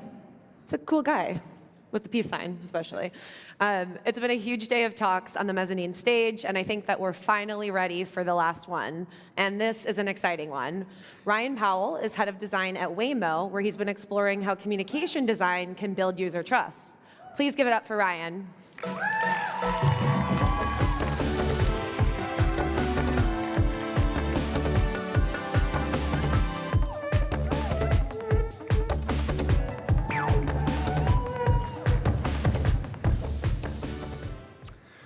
Hi, everyone. My name is Ryan Powell, and I lead design at Waymo. Years ago, I was riding my bike through this intersection in Chicago when a car ran a red light and hit me. So I survived, obviously, but that moment stayed with me, and it redefined how I think about our streets. Every 26 seconds, someone else's story doesn't end as lucky as mine. So every 26 seconds, that's how often a life is lost on our roads. When we talk about building autonomous vehicles at Waymo, we aren't designing a cool tech novelty. So recently, the medical community published an open letter calling out America's road deaths for what they truly are, an ongoing public health crisis. And for us at Waymo, bringing this technology to as many people and places as possible is a public health imperative. So back in 2009, Waymo started out as Google's self-driving car project, and for the longest time, it was viewed by the public as an eternal experiment. But today, I think we should officially retire that notion. By a show of hands, how many of you have taken a ride in a Waymo? That's incredible. So I think we can all agree that autonomous vehicles are becoming a daily reality. So Waymo has driven over 200 million rider-only miles. We've completed more than 20 million passenger trips. And every week, we are serving more than 500,000 rides across 11 cities in the US. And at the moment, we're currently preparing for our international expansion into the streets of London and Tokyo. So behind every car, in every city, there's a massive operational backbone that you don't see. So in addition to the rider-facing work that I'm going to share here today, we also design the data-rich interfaces that empower our operations team. So from our mission control dashboards that monitor fleet health in real time, to the apps that our depot techs use to charge or maintain our fleet. So we're also designing the internal tools needed to bring this technology to more people and places. So that's all to say, this is no longer a pilot. People are depending on us to get from point A to point B, and our safety data is very convincing. So compared to human drivers, our vehicles have seen a 92% reduction in serious injury crashes. But here's the design problem. Safety is statistical, but trust is emotional. Our riders don't think in terms of statistics. They want to get from point A to point B in a very convenient and comfortable fashion. And so if we don't understand their needs in an autonomous context, the underlying technology simply doesn't matter. So let's rewind just for a second, because getting here required a massive product pivot, and that was largely driven by user research. Back in 2012, we were testing a Lexus fleet, and it was equipped with early driver assist features. It's very much like what you see today on vehicles that we have where there are driver assist features. And it was a driving system that still required the human to take over at a moment's notice.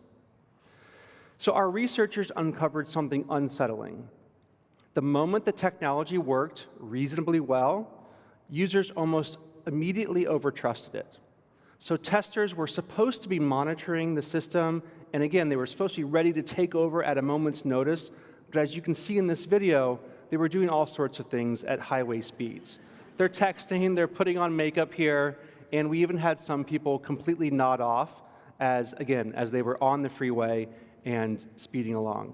So we've completely abandoned, at that moment in time, we drew a line in the sand, and we said, okay, we're going to not pursue this idea of going with driver assist as a stepping stone to full autonomy. We're going to go all in on level 4 autonomy, which is where the passenger never has to intervene. So we went fully autonomous in late 2019 in Phoenix, and we spent a lot of time with our early riders back then. So they were tech enthusiasts. They loved the novelty. If the car took a slightly weird route or it paused awkwardly, they forgave the friction because they wanted to be part of the future. But as we expand from our early adopter base, our new mainstream riders, they care less about the novelty of self-driving. They have a low tolerance for self-driving quirks. And so I know a lot of you are out there and dealing with the same friction right now. You've built this incredible product. Your early adopters love it, but now you have to scale past them to the pragmatists, so the mainstream. These are users who don't care how cool the underlying tech is, and they just want it to work flawlessly. And so to design for them, you have to stop designing to educate or to impress, and you have to start designing for trust. So how did we do that?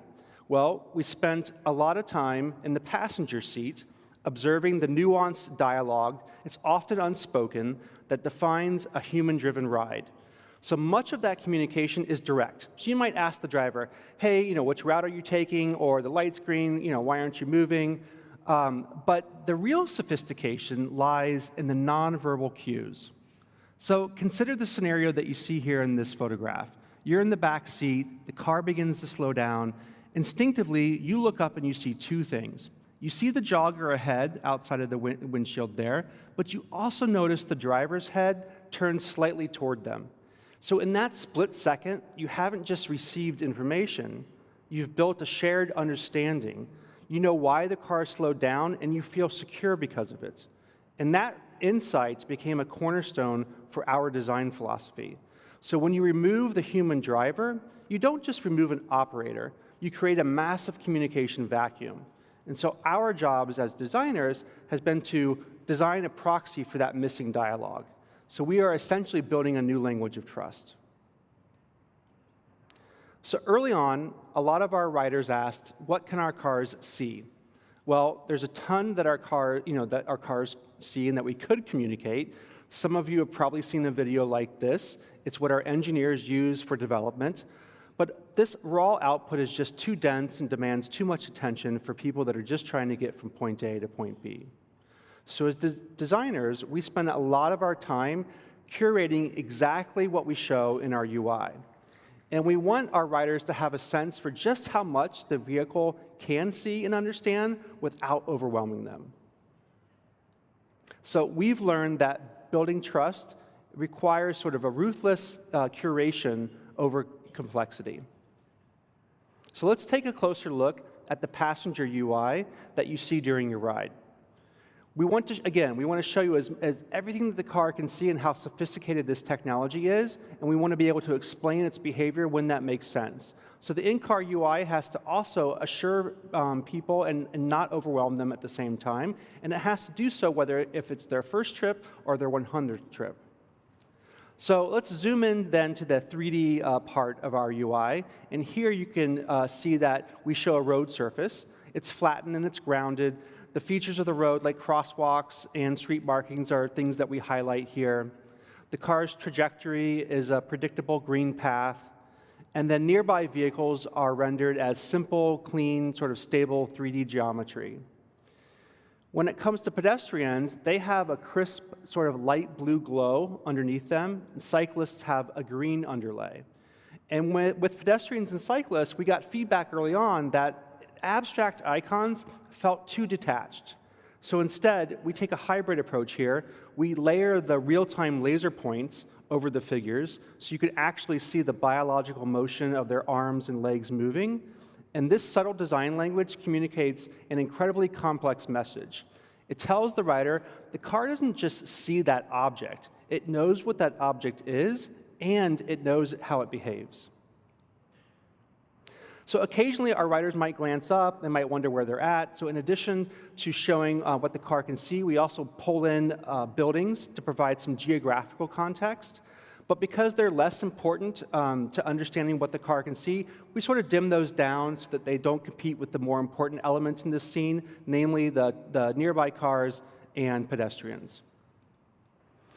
So when it comes to building trust, sometimes the most valuable pixels on the screens are the most ordinary ones. One of the highest yield design decisions that we ever made was rendering orange traffic cones on the screen. I'm not kidding. Construction zones are sometimes chaotic and stressful, and when a rider looks out the window and they see a row of orange cones and they see those exact cones rendered in real time on their screen, they instantly relax. We hear this time and time again in the user research that we do. So that simple detail in our UI says, I see that barrier, I understand the detour, and I've got this. So in addition to the 3D scene where we show what the car sees, we also have the status layer that sits on top. So this is where we can be more direct when we need to be. So it's essentially the voice of the driver, and it communicates things like the trip progress and what the car is doing. We might be slowing down in a school zone, and so again, you're going to feel that. You're going to look up, kind of wonder what's going on, and you'll see that on the screen in this status layer. In this case, we're letting you know that we're waiting for the intersection to clear before we make this right-hand turn. So we've also invested a lot in sound design. So when you design for trust in a deeply personal space like a vehicle, you quickly realize how important it is to respect that space. So independently, these are nice sounds. But when we overuse sound, it's easy to hear how it can quickly become annoying.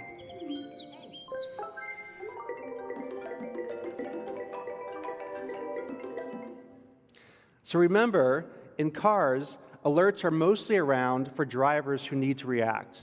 But our cars are filled exclusively with passengers, and passengers don't need to manage the vehicle. We just want them to sit back and chill.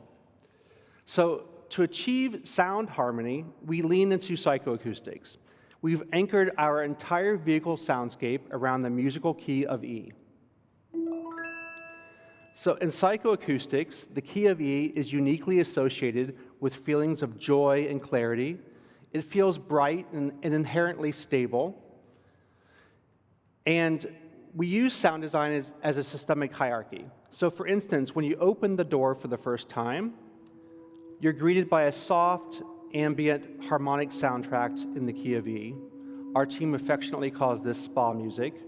Early on, one of the insights that we learned about was that it was kind of eerie when you got into a self-driving car and it was completely silent. And so this soundtrack is meant to transition you from the outside world into one of our vehicles. So from there, every functional notification is musically paired. So the chime to start your ride is a rising scale. Heading to Dolores Park. So that rising scale denotes the onset of an adventure or the start of your trip. And then when you get to your destination, the arrival chime is a falling scale. You're here. Please make sure it's clear before exiting. So that signals a gentle return or the fact that you've arrived at your destination. So if a situation requires slightly more attention, like closing the door, the notification shifts deliberately away from the base key to create a mild, polite tension that draws your eye to the screen. So if you left the door open and we were trying to get you to close it, you'd hear that sound, you'd look up at the screen, and you'd see a notification there asking you to close the door. The rest of the time, we want you to lean back and enjoy the ride, so we're very judicious about how we use those notifications. So far, I've talked a lot about the rider experience inside our cars, but our design challenge doesn't end at the car window. It extends into the living, breathing machinery of a city, where we designed for the safety of everyone sharing the street. In 2021, we graduated from the wide, sort of predictable roads of Phoenix into the dense urban environment of San Francisco. And that's when we started dealing with 15 times more pedestrians in the neighborhoods and 50 times more pedestrians in the financial district. So we had to learn how to talk to the world outside the car, what our industry calls other road users. So every day on a city street, humans engage in these micro interactions. Who goes first? Do I cross now? Do they see me? In a traditional car, you resolve that ambiguity through body language. So if a driver's wheels are turned to the right, but their head is turned to the left to check traffic, a pedestrian instantly reads that posture and thinks, okay, they're not looking at me, I better wait. But when you remove the human driver, you erase the eye contact and the body language, and so we had to invent a design proxy for those human cues. So in robotics and animation, this is often achieved by motion. So movement enables the inference of intentions. So we do this at four-way stops. It's a good example. So the vehicle deliberately nudges forward to signal that, it plans to go next, it plans to take our turn. So this little nudge is a way that we can kind of communicate using motion in terms of what we're about ready to do. But in a dense urban environment like San Francisco, there are a lot of times where our cars are completely stationary. So we might be yielding to a lot of pedestrians or something that's happening on the street, and so we stop. And how do you tell if the Waymo sees you and it's okay to cross when the vehicle is not in motion? So to solve for this, we turn to our LiDAR dome on top of the vehicles, which doubles as a 360-degree external display. Now, our first use case was purely operational. It displays the rider's initials so they can spot their specific Waymo when there's more than one. And so we asked ourselves, how might we leverage this to increase the legibility of the car's intent? And so we spent a lot of time, we did a lot of iterations, a lot of user research into figuring out what makes for a good signal. And there's a lot of research out there as well into this, and it boils down into three principles. A good signal needs to be legible, it needs to be easy to learn, and it needs to be glanceable. And so when a Waymo is at a stop sign, like you see here, with pedestrians that are wondering if it's okay to cross, the external display emits a soft, forward-facing visual pulse that communicates, I see you, go ahead. Now, simultaneously, it projects a targeted signal backwards to the human drivers that are behind us. So it's clearly broadcasting that we're stopped to allow pedestrians to cross in front of us. So we aren't just communicating with the person in front of us, we are also closing the loop for the entire ecosystem. And once you realize your technology has the capacity to protect the broader ecosystem, you start to look for other blind spots where design can make things smoother. So consider dooring, those unfortunate cases where someone opens a car door directly into the path of an oncoming cyclist or scooter. Because our vehicles can see 360 degrees around the vehicle, we can actually solve this. So we've built a safety buffer right into our exit flow. So if a bike or scooter is approaching from behind, the cabin alerts you with a directional chime, a clear graphic on the screen, and a gentle audio reminder to look before you exit. You're here. Please make sure it's clear before exiting. Scooter approaching. So in this moment, the interface isn't just serving the rider, it's actively keeping the person outside safe as well. So when you design for safety and predictability, something really nice begins to happen. Trust leads to more trust. In Phoenix, not too long ago, we launched Waymo Teen accounts for riders between the ages of 14 and 17.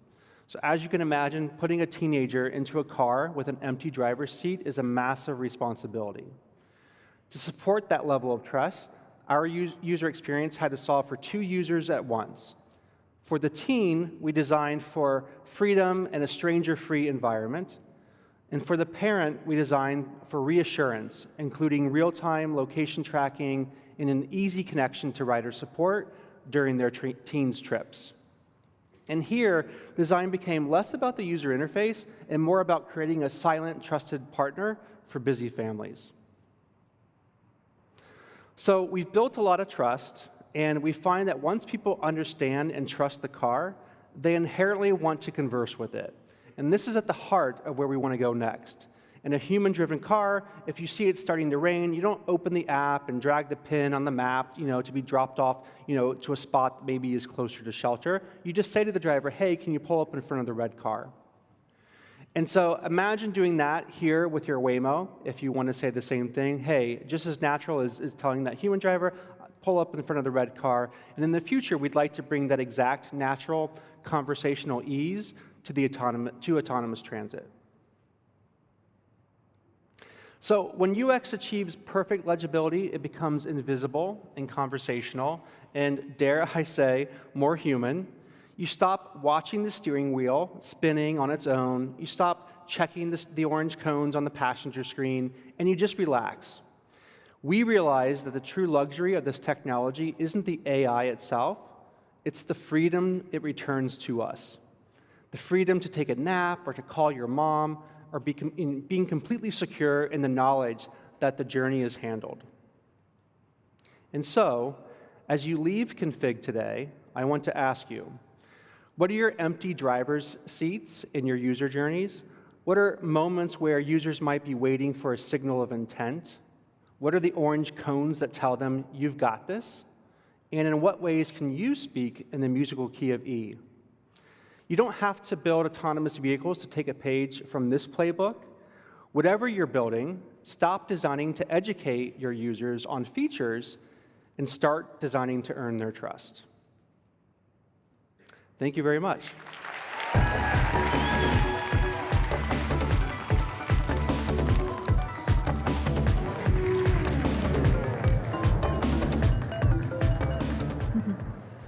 Thank you, Ryan. That was a stunning density of design decisions to make us both safer and feel safer too. Absolutely, and that's a wrap for our Mezzanine stage this year. A huge thank you to all of our speakers, to this wonderful audience, and for everybody tuning in online. We love building products with this community and celebrating that with all of you. Best audience ever. Thank you so much. Thanks for coming to Config. Oh, thank you. And there's one talk left, the keynote. And so make your way down to the main stage where we'll begin seating at 3:40. All right, peace. Enjoy. Bye.